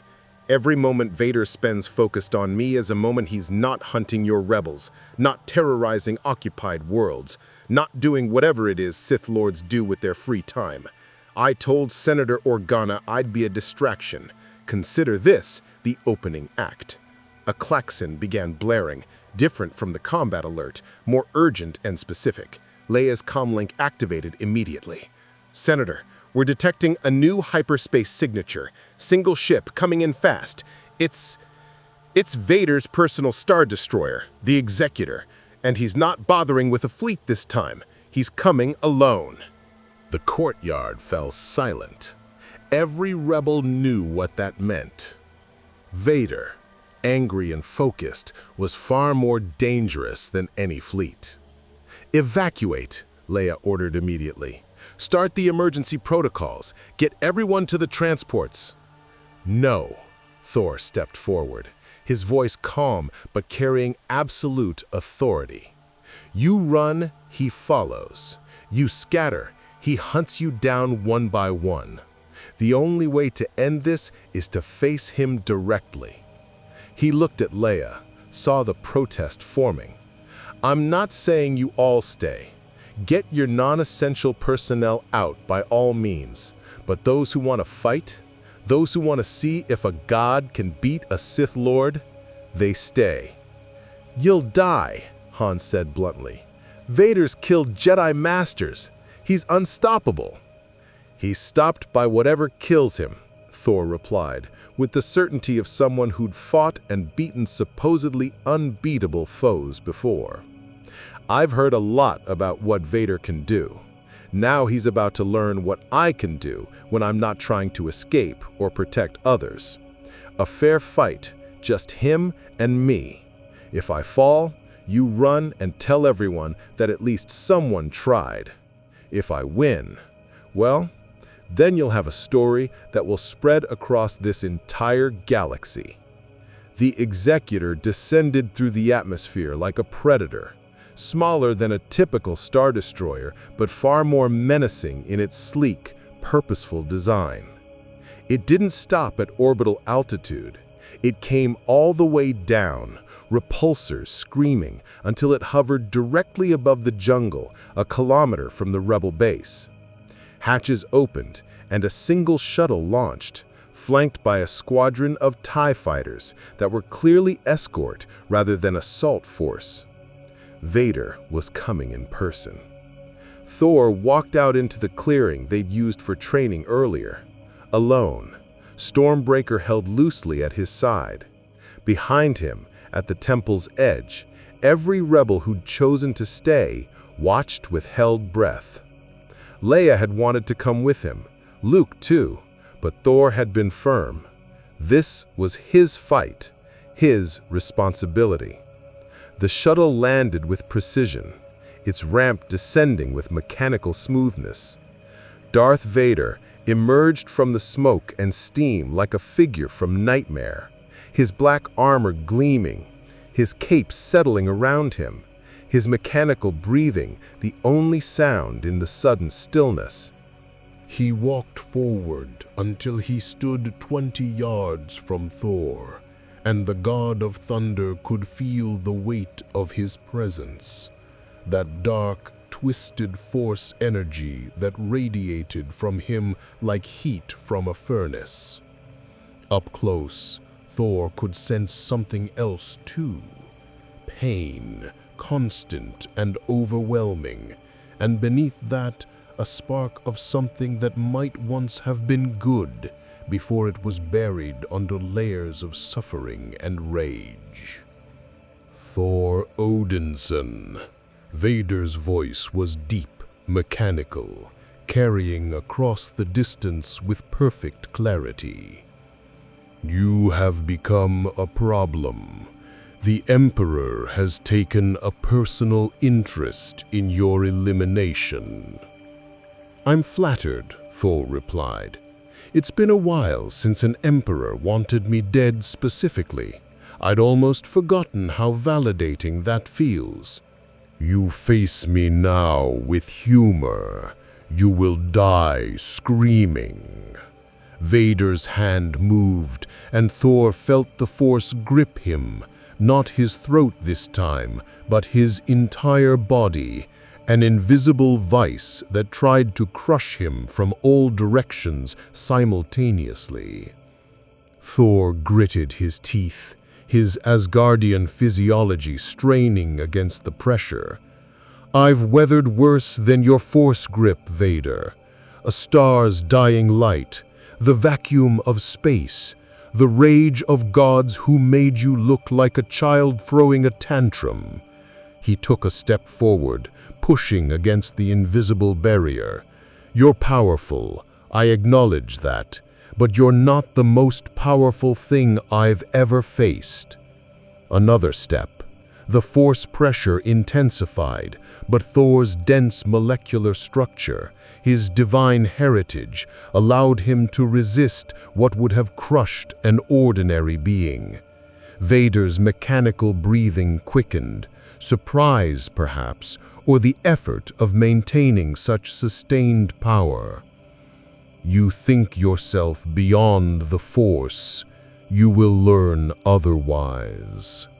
The Sith Lord thrust both hands forward, and the Force became a visible distortion in the air, a wave of telekinetic energy that would have shattered stone. It hit Thor like a battering ram, lifting him off his feet and hurling him backward. He flew 30 feet before slamming into a tree hard enough to split the trunk and send the massive plant toppling. Calm, steady, power-filled narrator with firm confidence. Thor rose from the wreckage, shaking splinters from his hair, and grinned. "Better, you're holding back less now, but if we're going to do this properly..." He raised Stormbreaker, and lightning began to dance along its blade. "Then let's really do this." He charged, covering the distance in 3 long strides enhanced by Asgardian strength. Vader ignited his lightsaber, the crimson blade springing to life with its distinctive snap hiss, and met Thor's attack. Stormbreaker came down in an overhead strike that would have split a mountain. Vader caught it on his lightsaber, the plasma blade holding firm against the enchanted Uru metal, and the impact cratered the ground beneath them both. They broke apart, circled, came together again. Thor fought with the raw power and aggressive style of Asgardian combat, overwhelming strikes meant to batter through defense. Vader countered with precision and economy of motion, his lightsaber moving in forms refined over decades, each parry calculated to redirect rather than meet Thor's strength directly. "You fight well for someone who relies on technology," Thor acknowledged, Stormbreaker clashing against the lightsaber in a shower of sparks. "But you're still holding back. Why?" "I was ordered to bring you alive, if possible," Vader replied, his breathing steady despite the exertion. "The Emperor wishes to study you, to understand what you are." "Then I'm afraid you're going to disappoint your Emperor." Thor disengaged, spun, and brought Stormbreaker around in a horizontal arc. Vader leaped over the strike with Force-enhanced agility, and Thor immediately followed up by slamming the axe into the ground. The lightning came not from the sky this time, but from the earth itself. It erupted in a circle around Thor, a wall of electricity that expanded outward in all directions.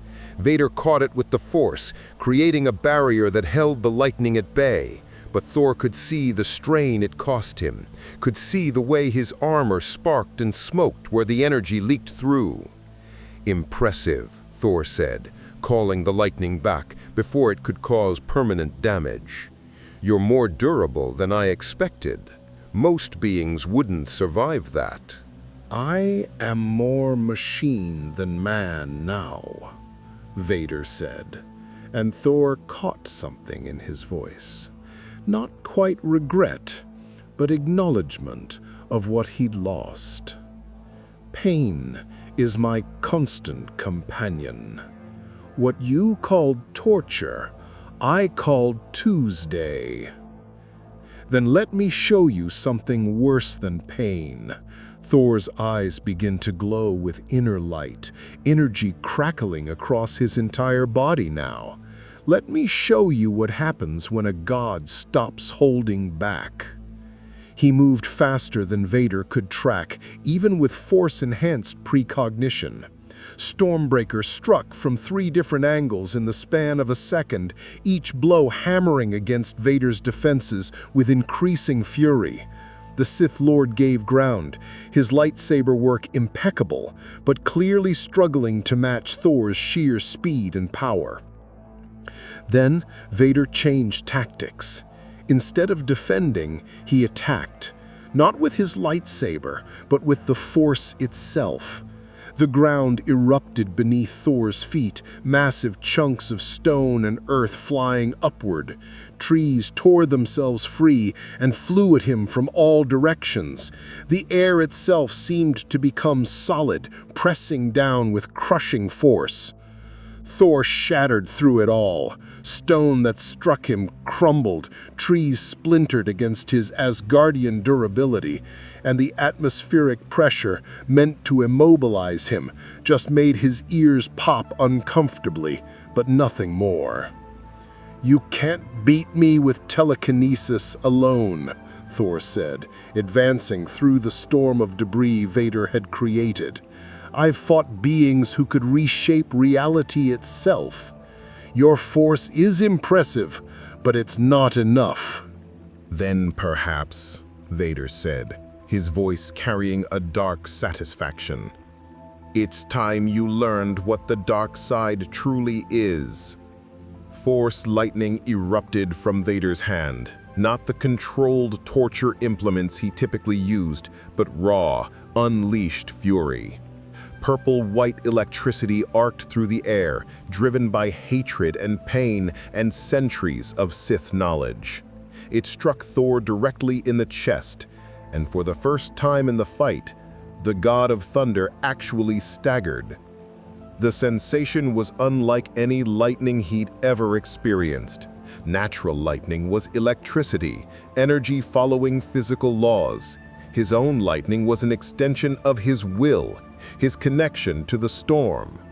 But this was malevolent, invasive, attacking not just his body, but something deeper. It tried to worm its way into his mind, to cause pain not through physical damage, but through corrupting the very essence of what he was. And it hurt. Thor roared, not in defeat but in defiance, and called his own lightning in response.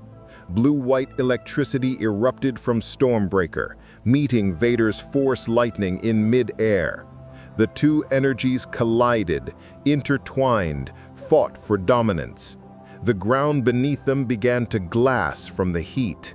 The air itself ionized, crackling with so much energy that every hair on every watching rebel's body stood on end. "You feel it now," Vader said, his voice strained but triumphant. "The dark side. It feeds on suffering, grows stronger from pain. Every moment you resist, you make it stronger." "Then I'll just have to hurt more than it can feed on," Thor gritted out. He pushed harder, channeling more of his power through Stormbreaker, feeling the weapon grow hot in his hands even through its enchantments. "Because I've learned something you clearly haven't, Vader. Pain doesn't make you stronger, it makes you bitter, and bitterness is just another kind of weakness." The lightning intensified. Thor could feel his muscles screaming, his Asgardian endurance finally finding its limits. But Vader was struggling too. His mechanical breathing had become labored, his armor smoking, his stance wavering. Neither could maintain this level of output indefinitely. Something had to give. It was Vader who broke first, not from weakness, but from calculation. He cut his Force lightning and immediately followed up with a focused telekinetic blast aimed not at Thor, but at the ground beneath him. The Earth simply ceased to exist in a 20-foot radius, vaporized by concentrated Force energy. and Thor found himself falling into a crater. Vader was on him instantly, lightsaber descending in a killing stroke aimed at Thor's neck. The god of thunder caught the blow on Stormbreaker's handle, the lightsaber blade stopping mere inches from his throat, close enough that he could feel its heat. They held that position, locked in a test of strength, Thor's Asgardian might against Vader's cybernetically enhanced power and force amplification. For a long moment, neither gained ground. Then Thor smiled. "You know what the difference is between us, Vader?" "Enlighten me," the Sith Lord growled. "I'm still having fun." Thor released Stormbreaker with one hand, a move that should have been suicidal, and punched Vader directly in the chest plate with every ounce of Asgardian strength he possessed. The impact was thunderous. Vader flew backward, his armor dented, sparks erupting from damaged systems. He hit the ground and rolled, coming up in a defensive stance, but Thor could see he was hurt. Actually, genuinely hurt, in a way the Sith Lord probably hadn't experienced in years. "You want to know what I am?" Thor asked, advancing slowly, Stormbreaker crackling with renewed energy. "I'm what happens when you take the power of a star, the strength of ancient warriors, and the stubbornness of someone who's lost everything and kept fighting anyway. I'm the god of thunder, Vader, and you've reminded me why that matters." He raised Stormbreaker high, and the storm clouds that had dissipated earlier suddenly returned, rolling in with supernatural speed. Lightning began to rain down around them both, each bolt precisely placed, creating a cage of electricity that cut Vader off from retreat or reinforcement. "Now," Thor said, his voice carrying over the thunder, "let's finish this properly." The cage of lightning held firm, a prison of pure energy that carved reality into two spaces. Inside, where Thor and Vader faced each other amid scorched earth and smoking craters, and outside, where the galaxy watched through sensors and held its collective breath. Vader stood in the center of the maelstrom, his armor sparking, his breathing labored but steady. Through the Force he reached out, trying to find a weakness, a vulnerability he could exploit. But Thor Odinson remained an enigma, not empty of the Force like a Yuuzhan Vong, but simply other, as if he existed on a frequency the Force couldn't quite touch. "You cannot sustain this forever," Vader said, his lightsaber held in a high guard position. "Your power, impressive as it is, requires concentration. Eventually, you will tire." "Eventually," Thor agreed, advancing with Stormbreaker held loosely. "But not today, not against you." He lunged, the axe coming around in a wide arc that Vader barely ducked under. The displaced air from the strike alone was enough to send debris skittering across the ground. "I've fought for days without rest, Vader. I once held open the jaws of a serpent the size of a city while my brother worked to kill it. Endurance is something Asgardians excel at." Vader responded with a calculated strike at Thor's knee, a precise, economical attack aimed at mobility.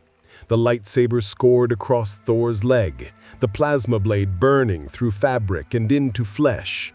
Thor grunted but didn't fall, his enhanced healing already beginning to work on the wound even as he brought Stormbreaker down in a retaliatory strike. Vader rolled aside, the axe missing him by inches and burying itself in the ground with enough force to create a small shockwave. Before Thor could recover, Vader thrust out his hand and the force became a spear of invisible energy aimed at Thor's chest. The god of thunder took the hit fully, sliding back several feet, his boots carving furrows in the earth. "Good," Thor said, genuine appreciation in his voice. "You're finally fighting seriously." "I was sent to capture you," Vader replied. "That order is rescinded. The Emperor has concluded that your death serves the Empire better than your imprisonment. Smart man, your Emperor. Prisons never held me for long anyway.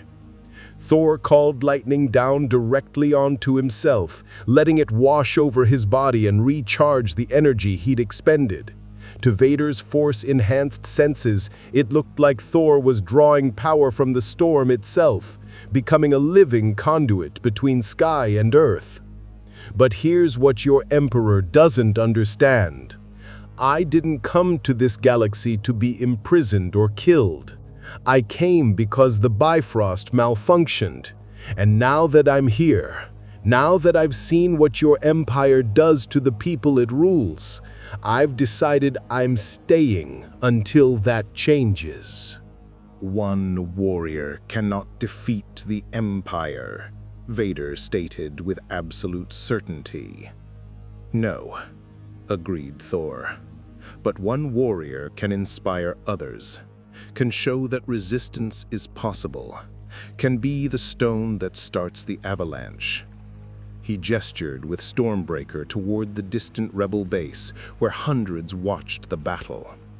They're already spreading the word, you know, recording this fight, transmitting it across your holonet. Every occupied world will know that Darth Vader, the Emperor's enforcer, the terror of the galaxy, met someone he couldn't simply crush. Vader's breathing hitched.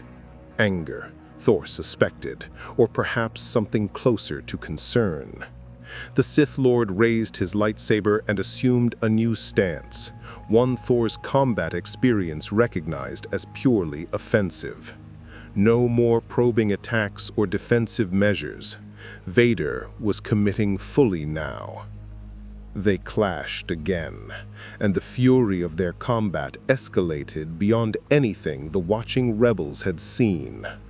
Vader moved with force-enhanced speed, his lightsaber a crimson blur that struck from impossible angles. Thor met each attack with Stormbreaker, the enchanted axe somehow always in the right position, guided by centuries of battle instinct. The ground beneath them cracked and heaved. Trees exploded from stray lightning strikes. The air itself seemed to scream from the energies being unleashed. And through it all, neither warrior gave ground willingly. Vader feinted high, then swept low, his lightsaber aimed at Thor's ankles. Thor jumped, but Vader had anticipated this. His free hand shot out, and the force slammed into Thor while he was airborne, unable to brace himself. The god of thunder crashed into the perimeter of his own lightning cage, and for a moment even his Asgardian durability was tested as his own electricity washed over him. "You surround yourself with your power," Vader observed, pressing his advantage. "But power without awareness is a cage of your own making." Thor rolled to his feet, smoke rising from his shoulders, and laughed. Actual, genuine laughter that seemed wildly inappropriate for someone who'd just been thrown into a wall of lightning. "You know what? You're right. I've been so focused on making this impressive, on being the distraction, that I forgot the most important lesson my father taught me. Odin used to say, 'A wise king never seeks out war, but must always be ready for it.' I've been so ready for war that I brought it with me." "Your philosophy is irrelevant," Vader said. But Thor detected something in his tone. Curiosity, perhaps, or the ghost of a man who'd once believed in something beyond power. "Is it?"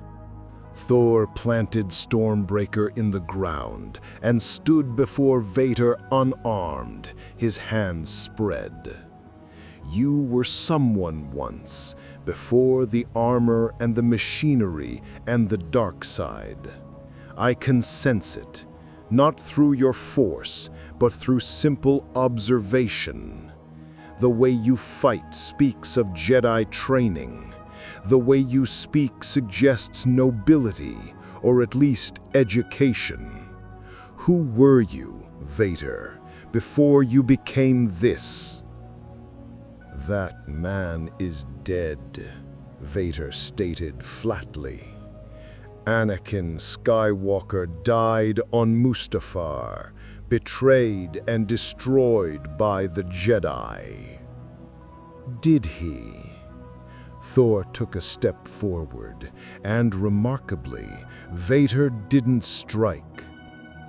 Or did he just get buried under years of pain and anger and the dark side's corruption?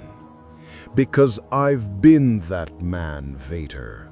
I've been the arrogant warrior who thought power was everything. I've been the fallen prince who lost his way. I've been the broken failure who couldn't protect the people he loved. And I've learned that no matter how far you fall, no matter how much darkness you embrace, the person you were never truly dies. They just wait for the moment when you're ready to remember them. You know nothing of me, hissed Vader, and his lightsaber trembled with suppressed fury. Nothing of what I've endured, what I've sacrificed, what I've become. You're right.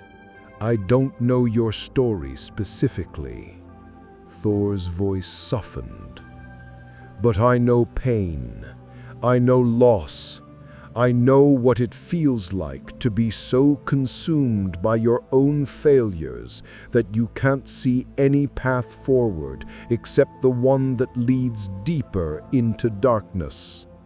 My brother Loki walked that path for centuries. He died on it eventually, but not before finding a moment of redemption. Not before choosing, in the end, to be something more than the villain everyone expected him to be. For a long moment, Vader simply stood there, his mechanical breathing the only sound. Then, slowly, he deactivated his lightsaber.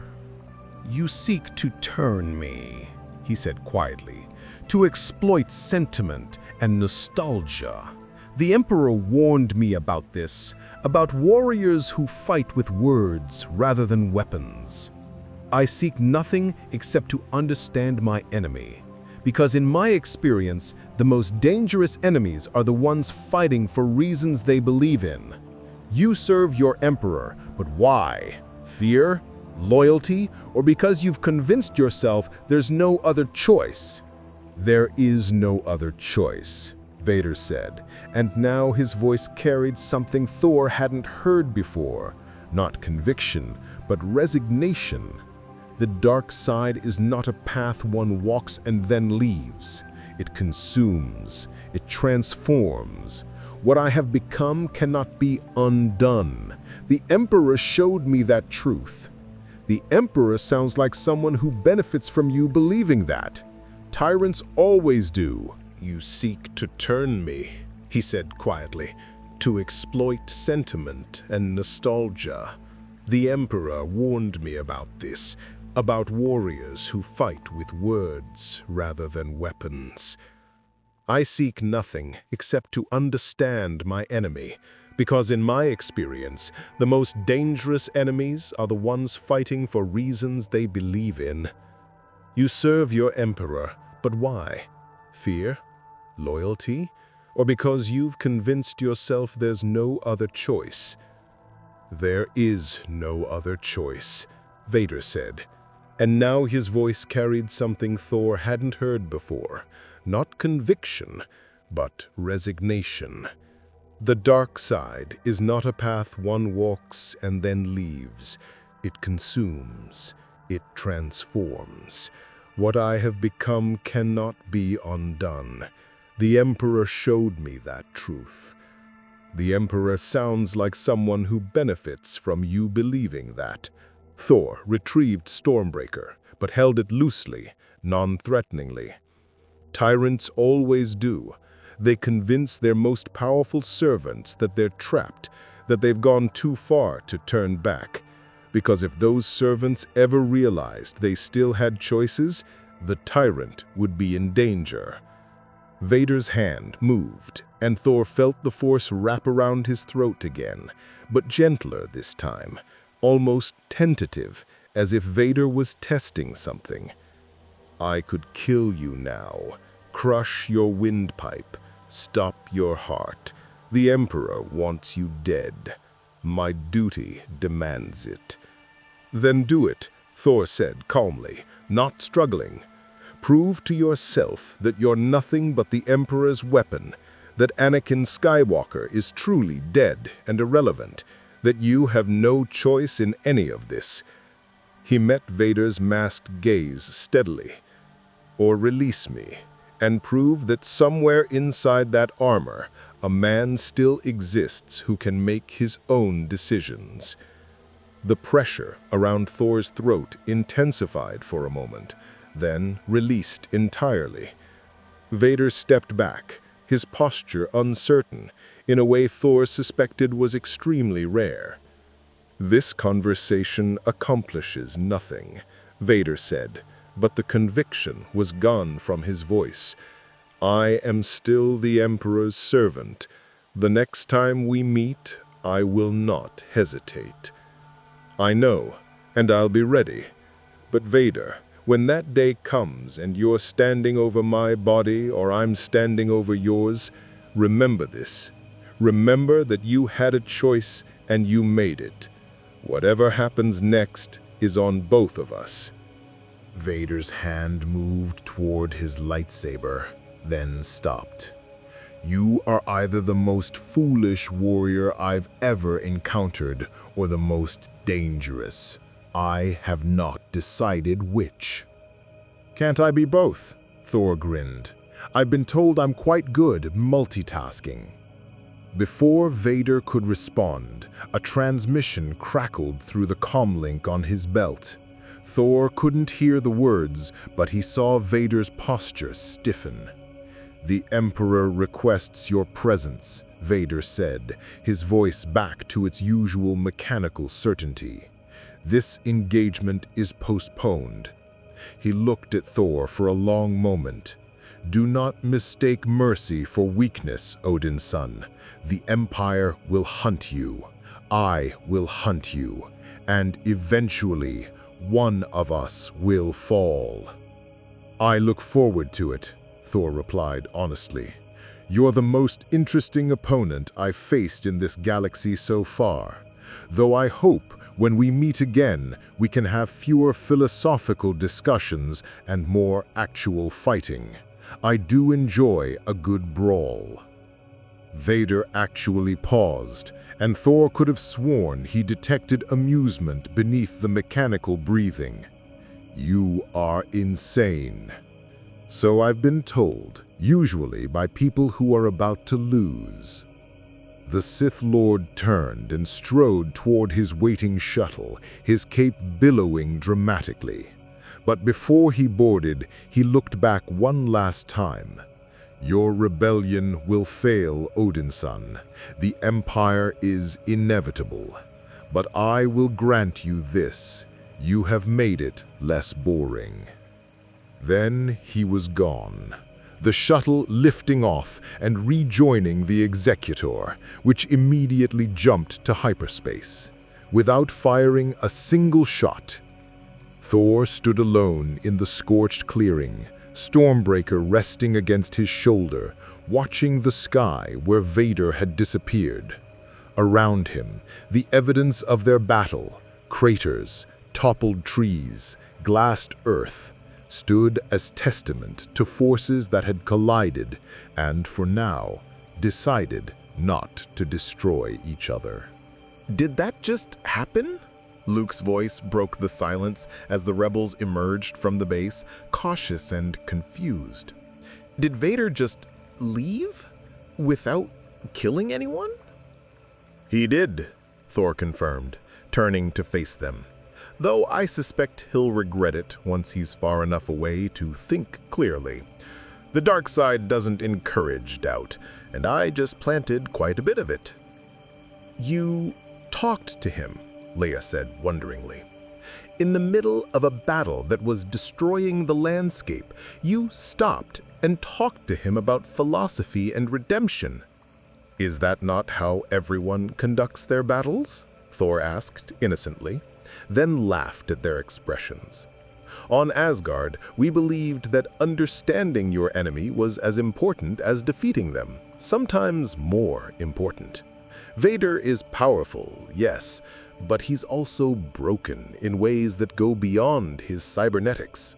That brokenness is a weakness, one the Empire exploits, but it's also potential for change given the right circumstances. You think you can turn Vader, Han said flatly. You think you can take the Emperor's enforcer, the guy who spent decades hunting and killing Jedi, and convince him to switch sides? No, Thor said thoughtfully. I don't think I can turn him, but I think Anakin Skywalker can turn himself, if he ever remembers that Anakin Skywalker still exists. He saw their skeptical faces and shrugged. Or I'm completely wrong, and the next time we meet, he'll try much harder to kill me. Either way, we've bought your rebellion time, and shown the galaxy that even Vader can be fought to a standstill. That's worth the risk of one philosophical conversation. Yoda emerged from the crowd, moving slowly but purposefully until he stood before Thor. The old master studied him with those ancient eyes, then nodded slowly. Dangerous game you play. Plant seeds of doubt in Vader's mind you do. But seeds in darkness planted sometimes grow into dark things. Careful you must be, that your mercy does not become the galaxy's doom. I understand the risk, Thor replied, but I've learned that assuming people can't change, can't be redeemed, often becomes a self-fulfilling prophecy. My brother proved that. So did I, once upon a time, when I was too arrogant to see my own flaws. He looked around at the assembled rebels, seeing hope and fear and determination in equal measure. Besides, we are trying to start a rebellion here. Rebellions are built on hope that things can be different. If we can't hope that even someone like Vader might choose differently, what hope do we really have? He has a point, Luke said quietly. Ben always said that the Force can influence minds, guide them toward light or dark. If Thor can introduce doubt into Vader's conviction, maybe that's enough to shift the balance. Or maybe it gets us all killed, Han countered.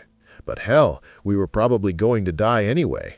Might as well die because we tried something crazy instead of just running away.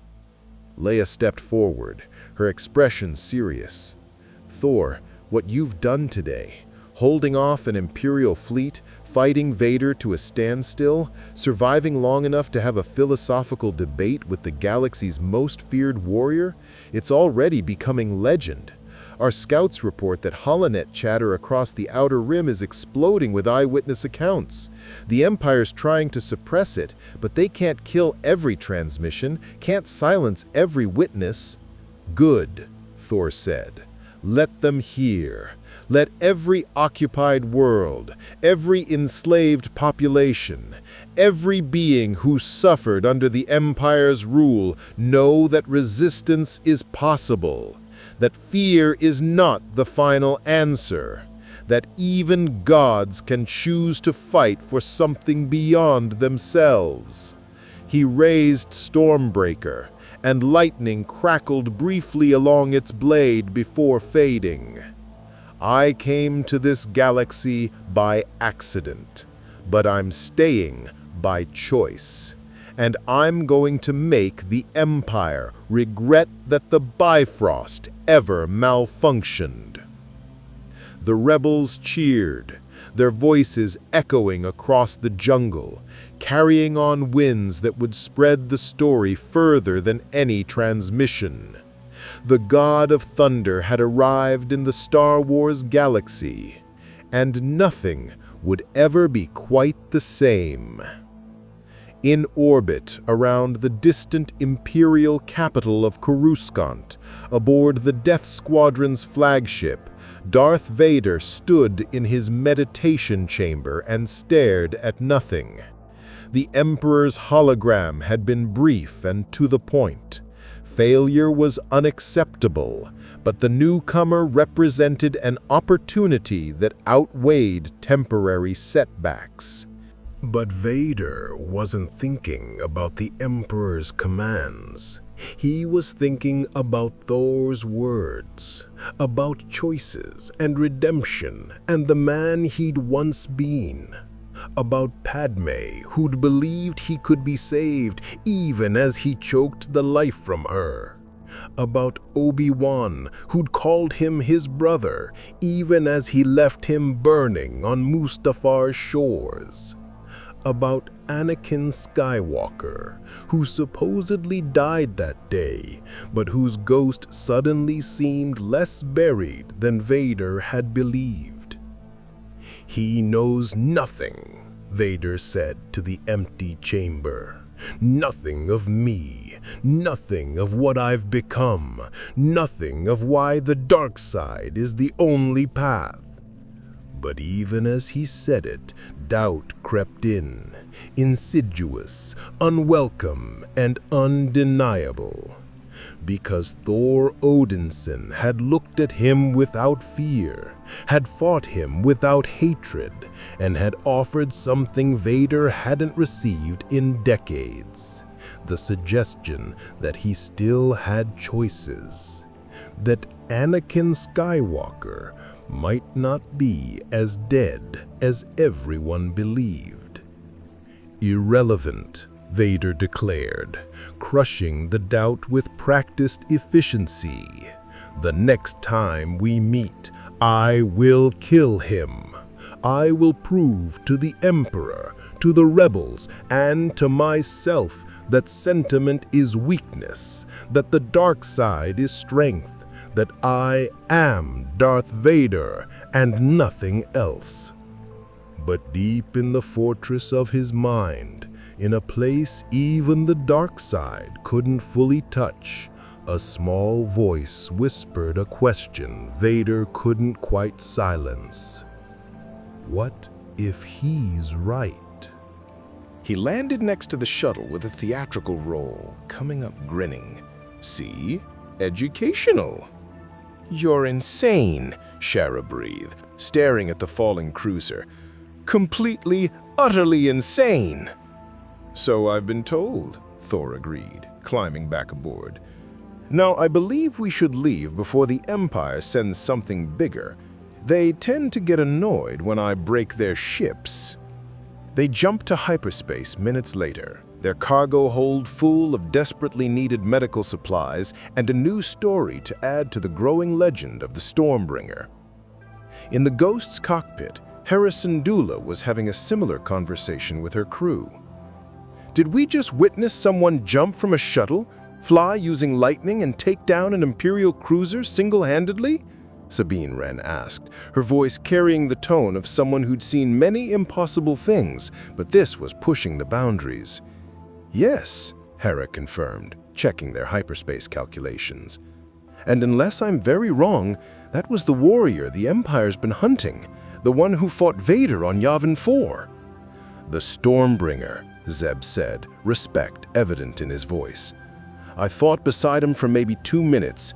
Never seen anyone hit that hard except maybe a Jedi." "He's not a Jedi," came a new voice from the cargo hold, young, male, carrying the cadence of someone who'd been educated well before circumstances turned him into a rebel. Ezra Bridger climbed into the cockpit, his expression thoughtful. I could sense him through the Force, and he's different. Not dark side, not light side. Something else entirely. Something powerful enough to turn the tide of this war, Hera said quietly. If we could coordinate with him, work together. Maybe we'll get that chance, Sabine said. After all, the galaxy is getting smaller for rebels. We're bound to run into him again. I hope so, Zeb rumbled, because anyone who can make the Empire that scared is someone I want fighting on our side. Back aboard the rebel shuttle, Luke was asking Thor questions at a pace that suggested he'd been storing them up for weeks. When you jumped, you didn't use the Force, but I felt something, like reality just bent around you. How is that possible? Because I'm not bound by your Force. Where I come from, there are different laws, different energies. What you call impossible is simply normal for me. The trick is remembering that impossible is a matter of perspective. Can you teach me? Not the lightning, I know that's your thing, but the mindset? The way you approach combat like it's, I don't know, like it's an adventure instead of a terrifying struggle for survival? Thor considered the young man carefully. Luke Skywalker had potential. He could sense it even without understanding the Force.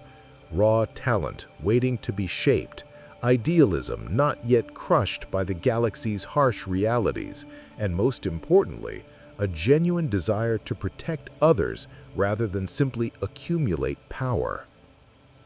I can try, Thor said finally, though I should warn you, my teaching methods are somewhat unorthodox. On Asgard, we believe that warriors learned best through experience, meaning I'm probably going to throw you into dangerous situations and expect you to adapt. That sounds terrifying. Good. Fear keeps you sharp. It's when you stop being afraid that you become careless. Thor smiled. Besides, you want to face Vader eventually, yes? I can feel it in you, that personal connection, that unfinished business. If you're going to stand against the Empire's enforcer, you'll need every advantage you can get. And if I can teach you even a fraction of what I've learned in 1,500 years, you might just survive the encounter. 1,500 years, Luke repeated wonderingly. What's that like, living that long, seeing that much? Lonely, Thor admitted quietly. Everyone you care about grows old and dies while you remain. Friends, lovers, comrades, they all fade while you endure. It's why gods often seem distant or cold. We learn not to get attached, because attachment means eventual loss. He paused. But I've also learned that the alternative, refusing to care, refusing to connect, is worse than any loss. Better to love and lose than never to love at all. My father taught me that, though it took me centuries to understand the lesson. Luke nodded slowly, processing. Will you tell me about your father? About Asgard? About your world? Later, Thor promised. First, we need to deliver these supplies to people who need them, report our success to Commander Organa, and probably endure a lecture about how I promised to be subtle and instead destroyed a cruiser. He grinned. The lecture is my least favorite part. Leia can be remarkably intimidating for someone without supernatural powers. They returned to the hidden rebel fleet to find Leia waiting with exactly the expression Thor had predicted, exasperated but grudgingly impressed. One mission. I ask you to go on one simple supply raid and you end up destroying an Imperial cruiser, revealing yourself to an entire garrison, and probably ensuring that every Imperial ship in 3 sectors will be hunting us. In my defense, Thor said cheerfully, I also helped another rebel cell escape, secured all the medical supplies we needed, and made the Empire look foolish in the process. Surely that counts for something. It counts for you being the most frustrating ally I've ever worked with, Leia replied, but her lips twitched toward a smile. But yes, it also counts for success. The medical supplies will save lives.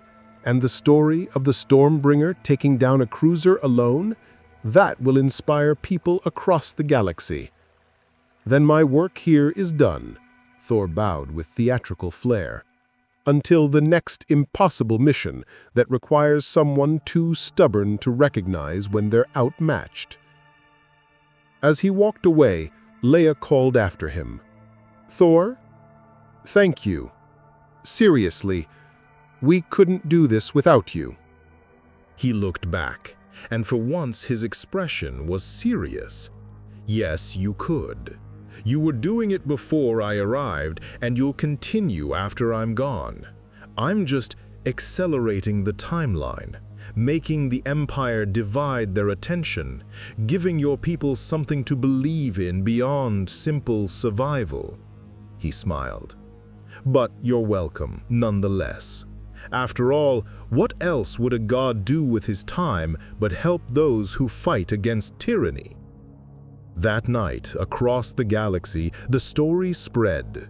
In cantinas and command centers, through encrypted channels and whispered conversations, beings spoke of the Battle of Lothal, of the warrior who fell from the sky and took down an Imperial cruiser with nothing but an axe and lightning, of the Stormbringer who was becoming more than a warrior. He was becoming a symbol. And in his meditation chamber, Darth Vader felt the disturbance in the Force that came with shifting galactic consciousness. Thor Odinson was no longer just an anomaly to be eliminated. He was becoming a rallying point, a figurehead, a living legend that threatened everything the Empire had built. "Prepare my ship," Darth Vader ordered through his comlink. "I'm going to Lothal." The Emperor's voice crackled through immediately. "Lord Vader, the off-worlder is not your priority. We have other concerns. With respect, Master, he is precisely my priority. Every day he operates freely. He undermines our authority. Every victory he claims inspires more resistance. If we do not stop him soon, decisively, he will become unstoppable not through power, but through belief." He paused. "Besides, he challenged me, and I intend to answer that challenge." Silence on the line. Then, slowly, the Emperor's laughter, dry, cruel, amused. "Very well, my apprentice. Hunt your storm god. Break him, and when you return with proof of his death, the galaxy will learn that even legends can bleed." The line went dead, and Vader stood in the darkness, feeling the dark side coil around him like a living thing. Thor Odinson had planted doubt during their last encounter, had suggested that choices remained even for one such as Vader.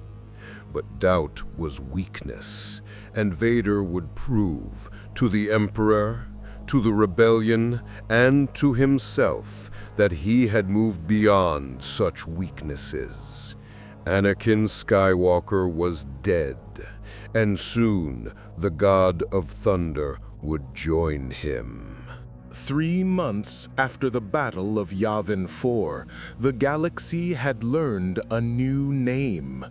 In cantinas from the core worlds to the outer rim, in Imperial barracks and rebel safe houses, in the halls of power on Coruscant and the depths of Hutt space, beings spoke in hushed tones of the Stormbringer, the warrior who commanded lightning, the god who'd fought Darth Vader and walked away, the impossible element that had disrupted the Empire's carefully maintained narrative of invincibility. The Empire called him a terrorist, a force wielder using forbidden techniques, a threat to galactic stability. They offered bounties that made even the most ambitious hunters hesitate, not because the reward wasn't tempting, but because everyone who'd tried to collect had either vanished or returned with stories of lightning and impossible strength that made the attempt seem suicidal. The rebellion called him Hope, proof that the Empire could bleed, a symbol that resistance wasn't futile, that even the Emperor's most feared enforcer could be challenged. Recruitment numbers had tripled in the sectors where Thor had appeared, and whispers of his exploits inspired acts of defiance that the Empire struggled to suppress. Thor himself was somewhere over the planet Lothal, standing in the cargo bay of a stolen Imperial shuttle, preparing for what the rebels called a supply acquisition and what he called justified theft from tyrants. "You're enjoying this too much," Captain Sherabay observed from the pilot's seat, watching him through the cockpit door. "We're supposed to be subtle. Get in, grab the medical supplies, get out before the garrison notices." Subtle, Thor mused, checking Stormbreaker's edge unnecessarily. The enchanted weapon never dulled, but the motion was meditative.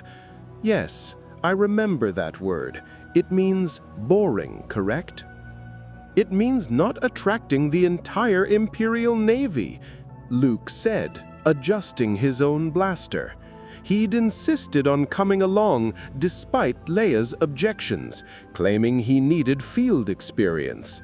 Thor suspected the young man simply wanted to understand the Force better, and Thor's presence seemed to make the cosmic energy behave in interesting ways. "Thor, you promised Commander Organa you'd follow protocol." I promised I'd try to follow protocol, Thor corrected cheerfully. There's an important distinction. Besides, we've done 6 of these raids now, and 5 went exactly according to plan. The 6th one, Shara said pointedly, ended with you culling down lightning on an entire Imperial compound, destroying 3 AT-STs, and somehow accidentally liberating a prison transport carrying 200 political prisoners. I maintain that the liberation was intentional, not accidental, Thor replied with dignity. The destruction of the compound was merely enthusiastic execution of our exit strategy. The shuttle's sensors pinged. They'd reached the drop point. Below, an Imperial supply depot squatted in Lothal's grasslands, guarded by stormtroopers and a handful of officers who clearly didn't expect trouble. Most of the Empire's military strength in the sector was focused on hunting down a particularly effective rebel cell that had been causing problems. This depot was considered low priority, lightly defended. Perfect target. They landed with forged Imperial codes transmitting their authenticity. The depot's security barely glanced at them, just another supply shuttle making a routine delivery. Thor, dressed in stolen stormtrooper armor that was comically small on his frame, descended the ramp with Luke, similarly disguised, and Shara playing the role of an Imperial logistics officer. Delivery manifest for Depot 77 Alpha. Medical supplies, munitions, and replacement parts for TIE fighters. The officer, a bored-looking lieutenant, barely looked up from his own datapad. "You're early. Next delivery isn't scheduled for 3 days." Rescheduled due to increased rebel activity in the sector. Command wants all depots fully stocked in case of siege scenarios. "Nobody tells me anything," the lieutenant muttered, but he was already waving them through. "Bay 3, and make it quick. Shift changes in 20 minutes, and I want to process your manifest before then." They moved through the depot with practiced efficiency, Shara directing stormtroopers to begin loading crates while Thor and Luke scouted the layout. The medical supplies they needed were in a secured warehouse at the depot's center, backed to tanks, surgical equipment, antibiotics that the rebellion desperately needed and couldn't manufacture on their own. "Too easy," Luke whispered as they approached the warehouse. "This feels like a trap." "Paranoia is healthy in our line of work," Thor agreed quietly. "But sometimes the Empire is simply overconfident.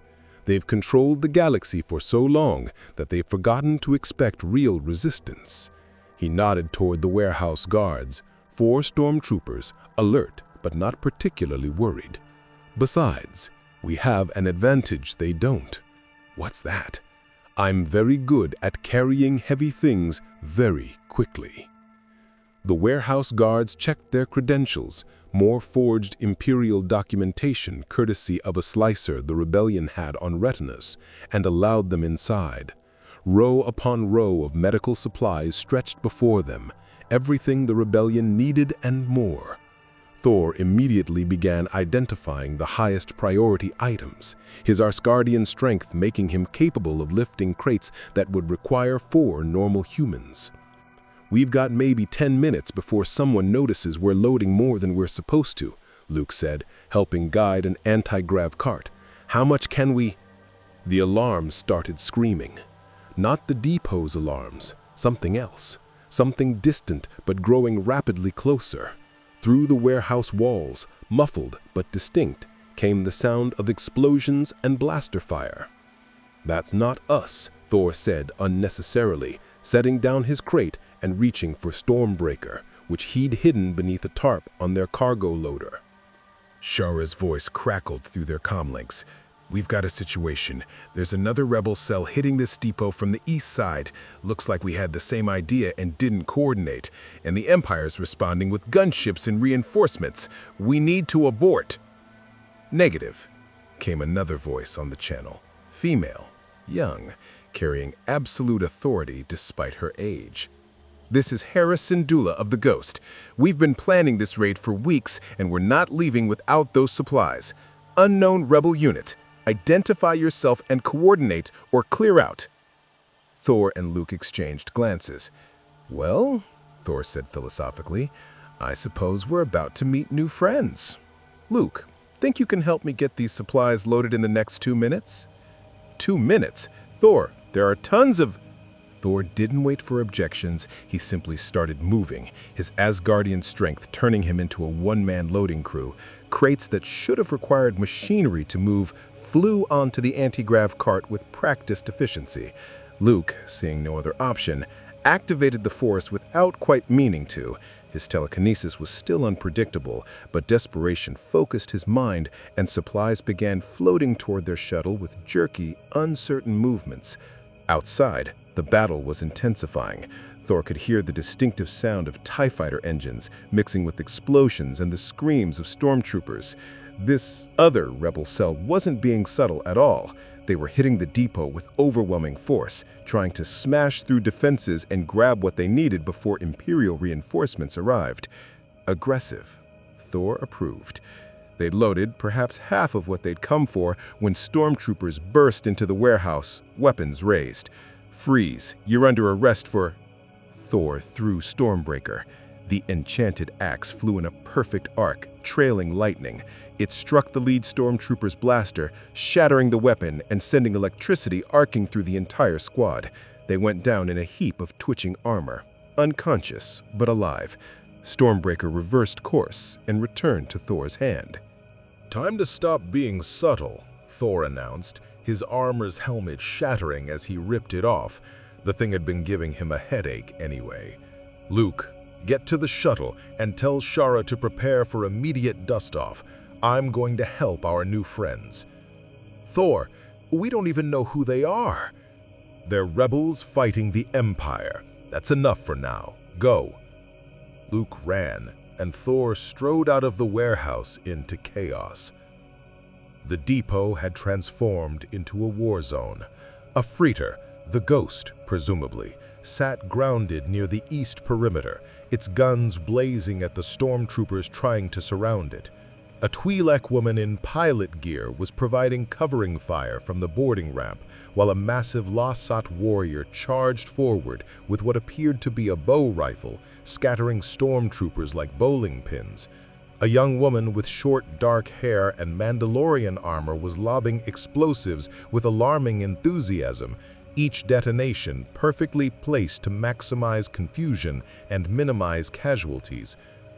And coordinating it all, barking orders through a comlink while piloting the Ghost's turret, was a green-skinned Twi'lek whose Leku twitched with concentration as she picked off targets with surgical precision.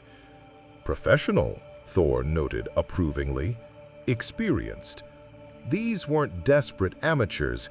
This was a trained unit that had fought together long enough to move like a single organism. They were also badly outnumbered. Imperial reinforcements were arriving faster than they could handle. ATDPs stalking around the perimeter, more stormtroopers pouring from transports, and in the distance, the distinctive profile of a light cruiser breaking atmosphere. Time to even the odds. Thor raised Stormbreaker and called the storm. The clear sky darkened instantly, clouds materializing with supernatural speed. Lightning began to fork through them, illuminating the battlefield in stuttering blue-white flashes. The stormtroopers looked up in confusion.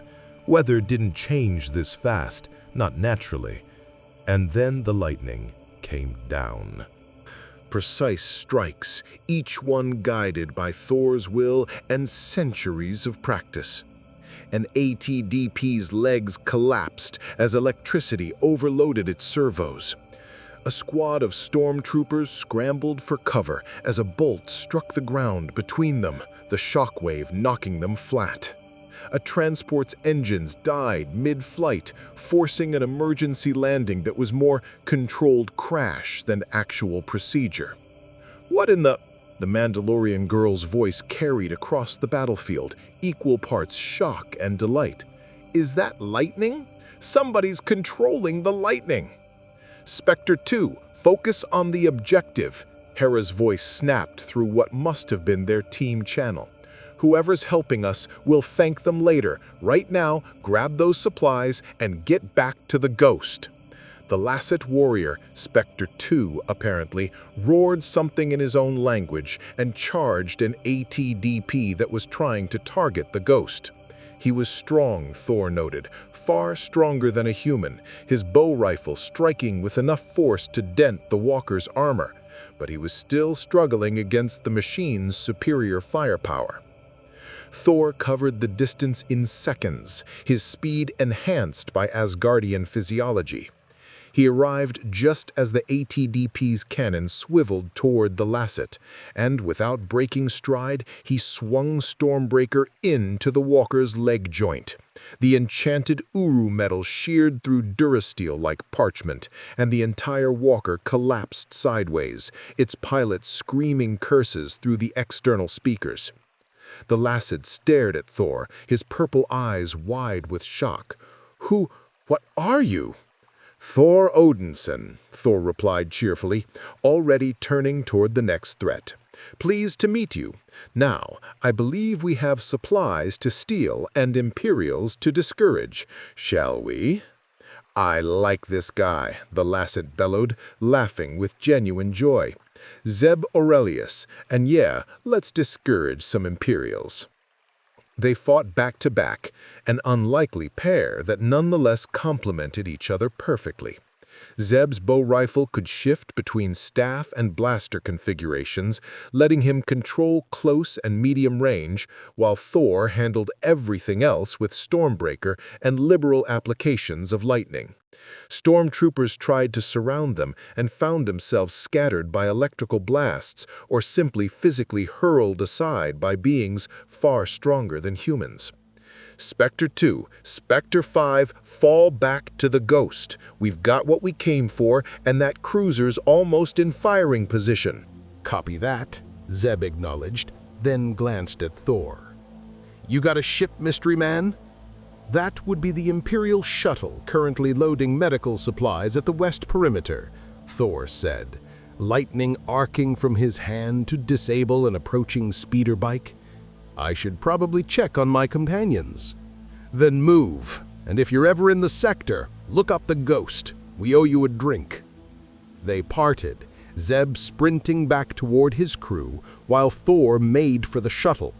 The Imperial cruiser was almost in position now, its weapons charging for an orbital strike that would level the entire depot. The Empire would rather destroy their own supplies than let the rebellion have them.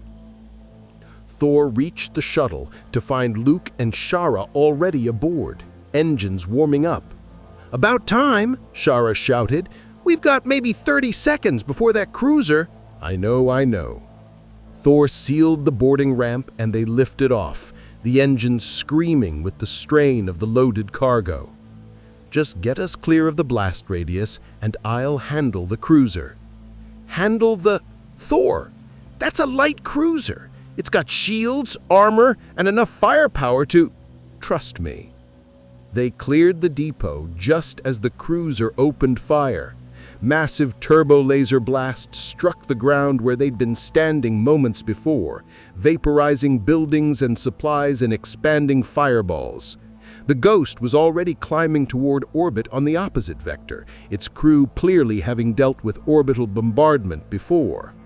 Thor opened the shuttle's cargo door. Shara immediately started swearing and stood at the threshold, wind whipping around him, looking up at the cruiser that hung in the sky like a mechanical god of war. "Luke," he called back into the shuttle, "you wanted to learn about the Force? Watch carefully. This is going to be educational." He jumped. For a moment, he simply fell, the ground rushing up at terminal velocity. Then he called Stormbreaker, and the axe answered. Lightning wrapped around him like a cocoon, and suddenly he wasn't falling, but flying. Or perhaps the distinction didn't matter when you were the god of thunder and the storm itself carried you. He shot toward the cruiser like a missile, accelerating past speeds that should have been impossible. The cruiser's point defense systems tracked him, filling the air with defensive fire, but Thor simply flew through it, his Asgardian durability and the lightning's protection making him effectively invulnerable to anything short of a direct capital ship hit. He struck the cruiser's hull near the bridge, Stormbreaker leading. The impact cratered the armor, and lightning exploded outward from the point of contact, racing across the ship's surface, seeking weaknesses, finding access ports and sensor arrays and weapons mounts. Systems began failing in cascade, first the weapons, then the shields, then the engines themselves as Thor poured more and more electrical energy into the vessel's systems. Inside, the captain was screaming orders that nobody could follow because every console was shorting out, every system was failing, every circuit was frying. The cruiser's power core, a fusion reactor designed to be fail-safe, was receiving feedback it was never meant to handle. Emergency protocols kicked in, automatically shutting down critical systems to prevent catastrophic failure. The cruiser went dark and began to fall. Thor leaped clear, riding lightning back toward the surface, leaving the Imperial vessel to crash into the grasslands, miles from anything important. The crew would survive, the ship's inertial dampeners would function, even without main power. But the cruiser itself was finished. It would take months to repair, and by then, the rebellion would have moved on. The galaxy had changed in ways both subtle and profound. 6 months after Thor Odinson's arrival, the rebellion had gained ground that military strategists on both sides agreed should have been impossible. Not through massive fleet actions or decisive battles, but through something more fundamental: hope. Occupied worlds that had endured imperial rule in silent desperation now whispered stories of the Stormbringer. Stormtroopers who once patrolled with absolute confidence now looked to the skies during electrical storms with something approaching fear. Even the Emperor himself had been forced to divert resources to hunting a single warrior, resources that might otherwise have crushed a dozen rebel cells. Thor stood on the observation deck of the rebel fleet's new flagship, watching hyperspace stream past in lines of impossible light, and considered the strange path that had brought him here. The Bifrost had malfunctioned, or perhaps it hadn't. Perhaps the Norns, those ancient weavers of fate, had decided that this galaxy needed a storm, and Thor happened to be available. Contemplating destiny? Yoda's voice came from behind him, the old master having approached with his characteristic silence. Questioning it, Thor corrected. I've never been comfortable with the idea that fate controls us. Free will seems more important, more meaningful. And yet here you are, Yoda observed, settling himself onto a nearby crate with a soft grunt. Accident brought you, but choice keeps you. What does that say about fate and free will? That they're not mutually exclusive? Thor smiled. Perhaps fate simply creates opportunities and we choose how to respond to them. The Bifrost brought me here, that was fate. But fighting the Empire, standing with your rebellion, trying to plant seeds of doubt in Vader's mind, those were choices. Difficult choices, some of them, Yoda said, especially Vader. Dangerous it is to show mercy to one so consumed by darkness. Hope for his redemption you do, but hope and reality not always aligned they are. I know. Thor's hand moved to Stormbreaker, fingers tracing the runes carved into its handle. My brother spent centuries as a villain, a trickster, a monster by many definitions. And yet, in the end, he chose to be a hero.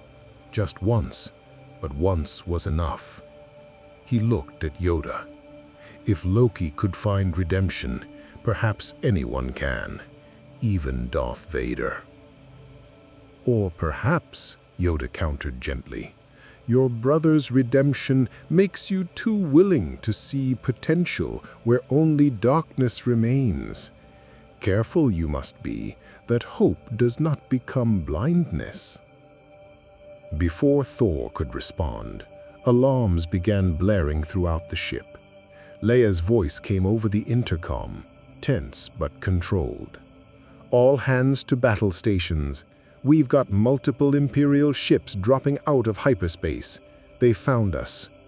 Thor and Yoda moved to the bridge with practiced efficiency, arriving to find organized chaos. Tactical displays showed 6 Star Destroyers forming a blockade, with TIE fighter squadrons already deploying.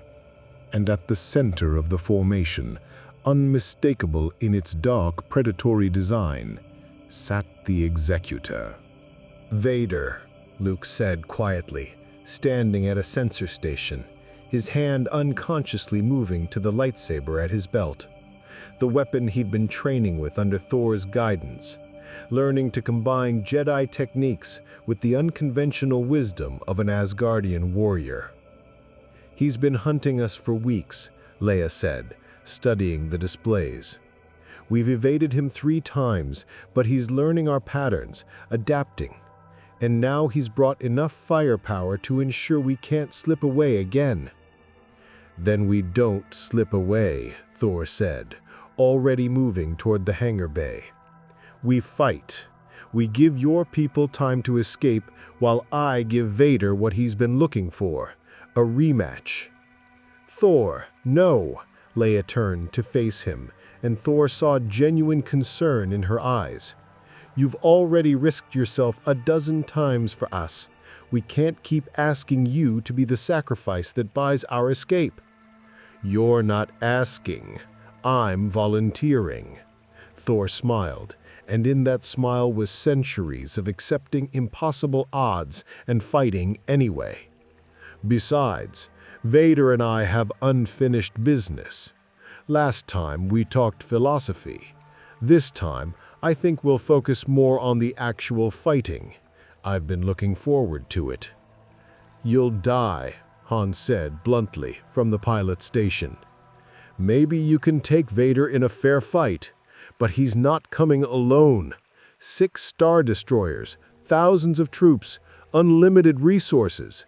You're one guy." "I'm one god," Thor corrected. "There's a difference. And I'm not planning to die.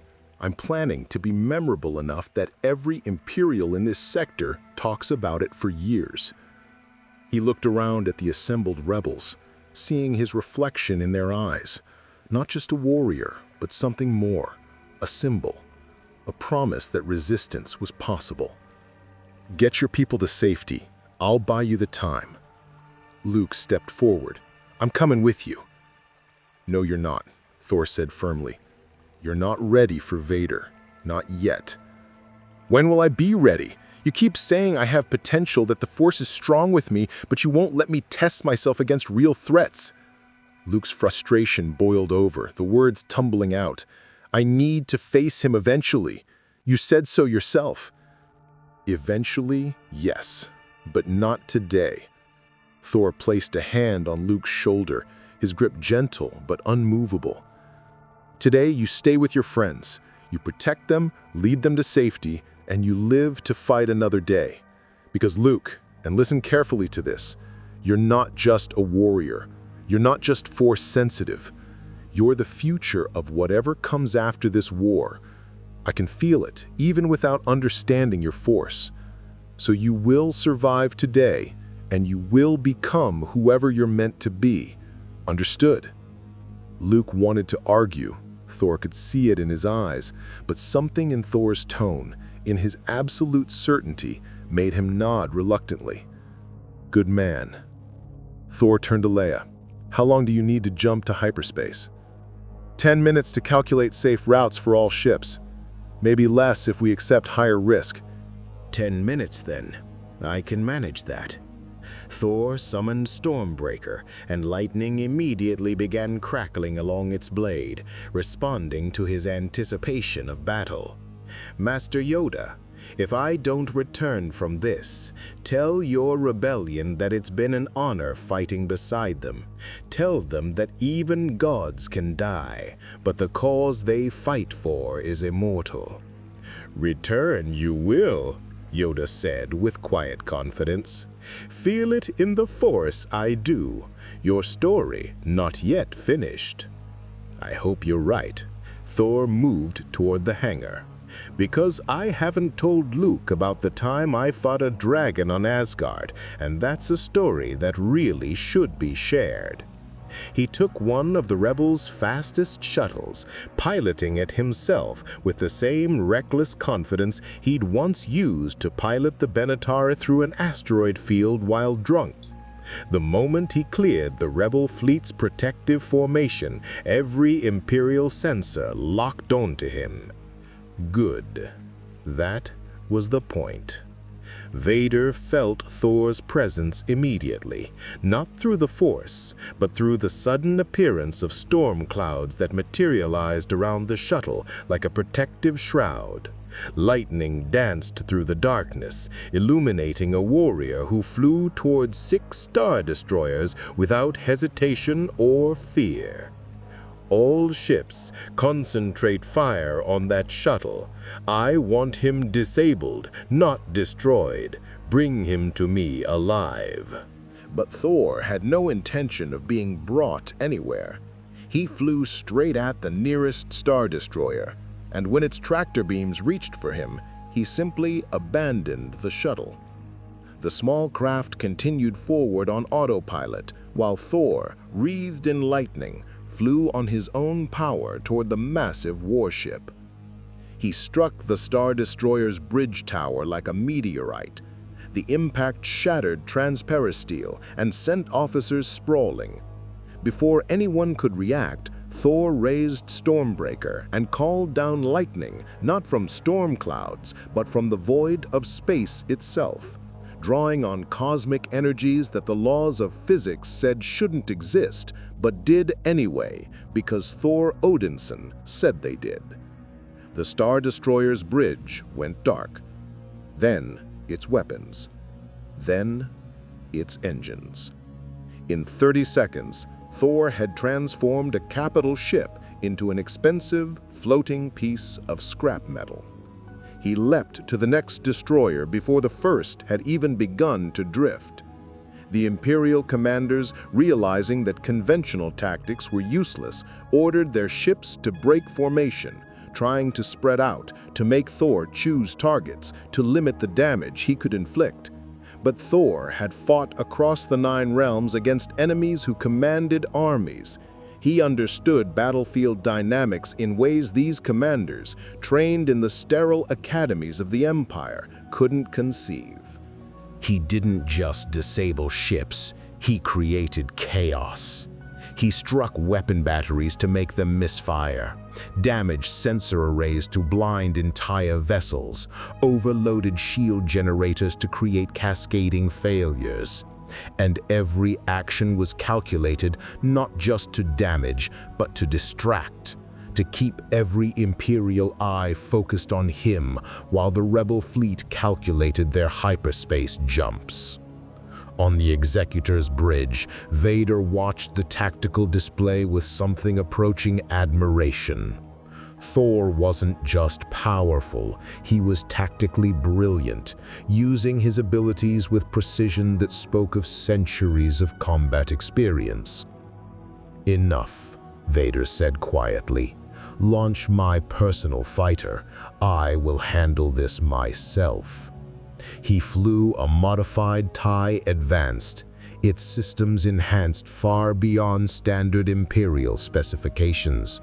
But even with his piloting skills, once legendary as Anakin Skywalker, Vader found Thor a difficult target.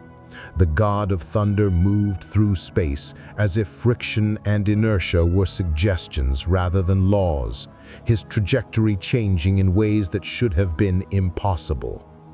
They met between 2 disabled Star Destroyers, in the void where the only sound was the hum of Vader's fighters' systems and the crackle of Thor's lightning. "You came," Thor's voice transmitted through open channels. "I was beginning to think you'd lost your nerve." "I came to end this," Vader replied. "No more talk of redemption, no more mercy. Today, one of us dies." "Finally," Thor said, and despite the situation's gravity, he sounded genuinely pleased. An honest fight between warriors, no philosophy, no holding back, just strength against strength, will against will. This is what I've been waiting for. They clashed in the void. Vader's TIE fighter strafed Thor with laser fire that the God of Thunder either dodged or simply tanked, his Asgardian physiology shrugging off impacts that would have vaporized normal beings. Thor responded with lightning that Vader had to evade through both piloting skill and force precognition, the electrical blasts missing by margins so thin that his fighter's systems sparked and flickered.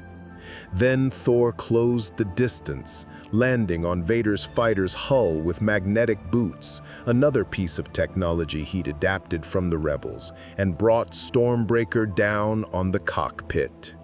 The transparasteel cracked, but held. Vader ejected the canopy and himself simultaneously, using the Force to propel his armored body toward a nearby disabled destroyer while his fighter tumbled away, atmosphere venting. Thor followed, the 2 warriors meeting on the destroyer's hull in vacuum, where no normal human could survive, but where gods and Sith lords apparently could function just fine. They fought without words, without witnesses, without anything except the purity of combat. Stormbreaker met lightsaber in showers of sparks that were visible from thousands of kilometers away. Force lightning clashed with Thor's natural electricity, creating storms that played across the destroyer's hull like liquid light. When Vader tried to crush Thor with telekinesis, Thor simply anchored himself to the metal beneath him and refused to move. When Thor called cosmic lightning, Vader created force barriers that held, barely, against energies that shouldn't exist. Minutes passed, then an hour. Neither warrior gaining decisive advantage, neither willing to concede, both too stubborn to recognize when a fight couldn't be won. It was Vader who noticed it first, his suit's chronometer counting down. Thor had bought the rebels far more than 10 minutes, 30 at least, maybe more. "They're gone," Vader said, his breathing labored from sustained combat. "Your rebellion. They escaped while we fought." "I know," Thor replied, equally exhausted. "That was the point. So this was a distraction, all of it." "No." Thor lowered Stormbreaker slightly. "This was exactly what I said it was, an honest fight between warriors. The fact that it also bought my friends time to escape was simply efficient multitasking.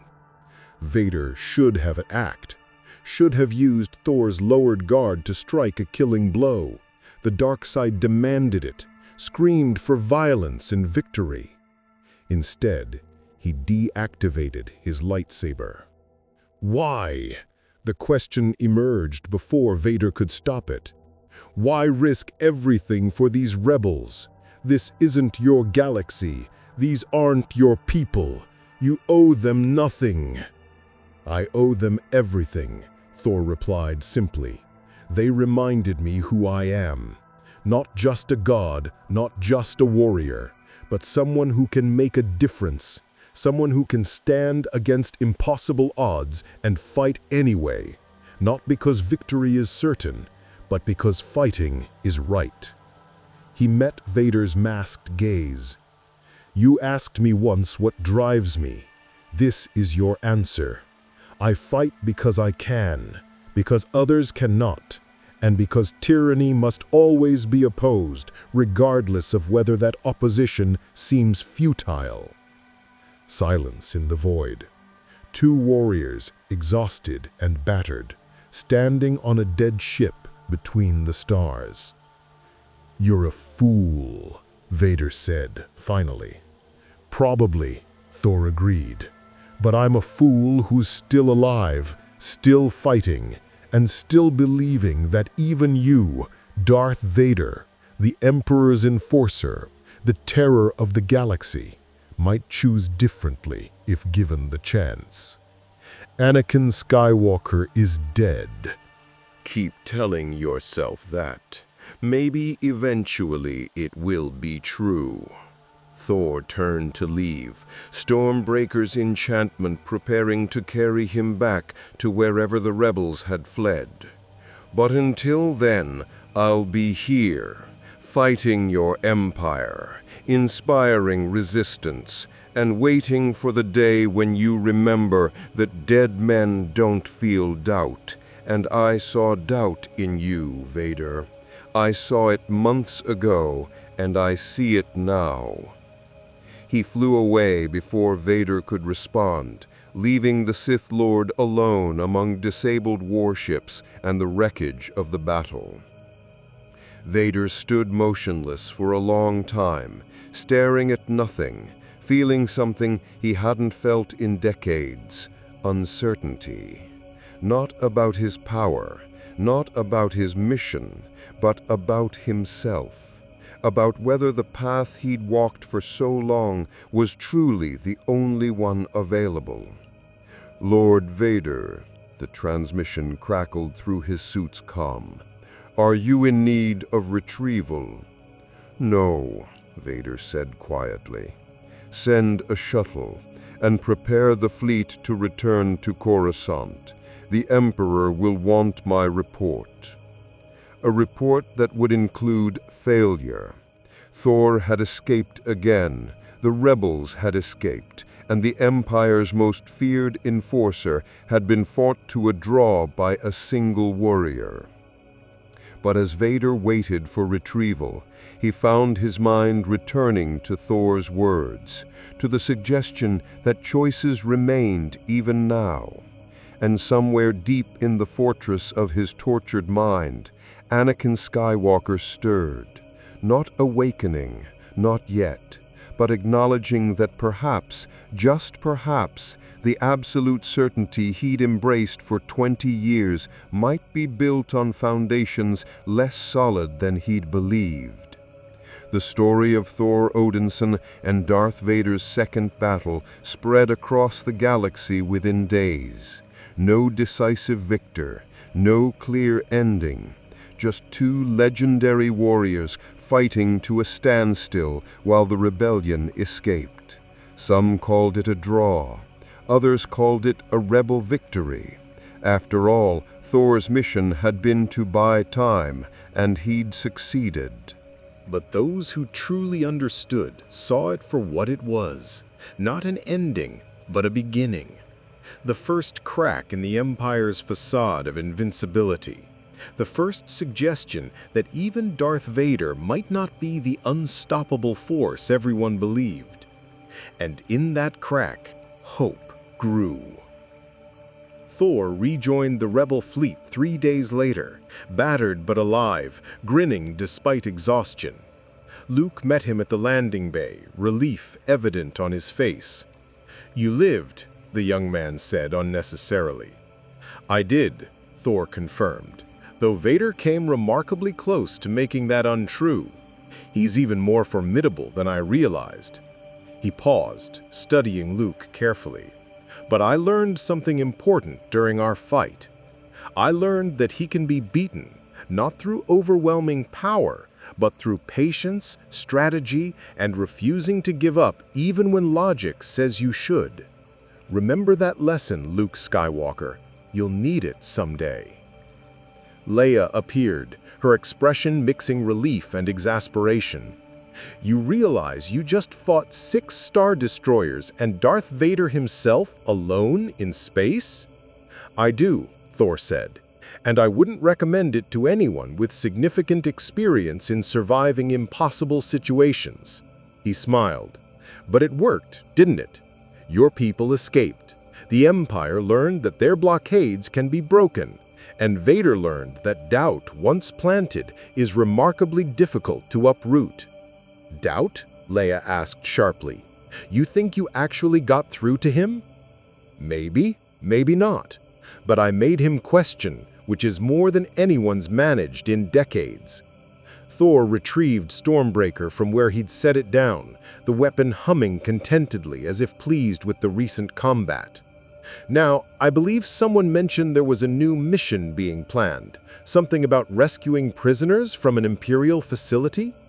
"Thor, you just fought for over an hour in space. You need rest, medical attention."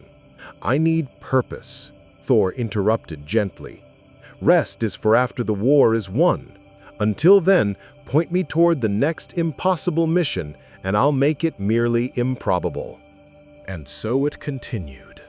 The god of thunder and the rebellion, fighting against the Empire one impossible battle at a time. Thor couldn't know if he'd ever find his way back to Asgard, couldn't know if the Bifrost could be repaired, or if he was truly stranded in this galaxy permanently. But as he stood among beings who'd become his friends, his comrades, his new purpose, Thor found he didn't mind as much as he once might have. Asgard would endure without him. His people were survivors after all. And this galaxy, this rebellion, this fight against tyranny that echoed battles he'd fought across the 9 realms, this was exactly where the god of thunder needed to be. The storm had come to the Star Wars galaxy, and it would rage until freedom prevailed or the last star grew cold. Somewhere in the void between dimensions, reality itself smiled. The Norns, those ancient weavers of fate, examined their work and found it good. They had sent Thor Odinson to a galaxy that desperately needed hope, and he had delivered beyond even their expectations. The tapestry of destiny continued to be woven, threads of lightning now permanently interwoven with threads of the Force, creating patterns that had never existed before and would echo across eternity. And in the heart of the Empire's power, Emperor Palpatine stared at reports of Thor's latest victory and smiled his cruel, calculating smile. The off-worlder was becoming a problem, yes, but problems created opportunities. And the Emperor had survived for decades by turning every threat into an advantage. "Lord Vader," he transmitted through their private channel, "your hunt continues, but perhaps it's time we changed our approach. If we cannot kill the God of Thunder, perhaps we can corrupt him. After all, even gods can fall to the dark side given sufficient motivation." "Yes, my master," Vader replied, but his tone carried something Palpatine didn't quite recognize. Doubt.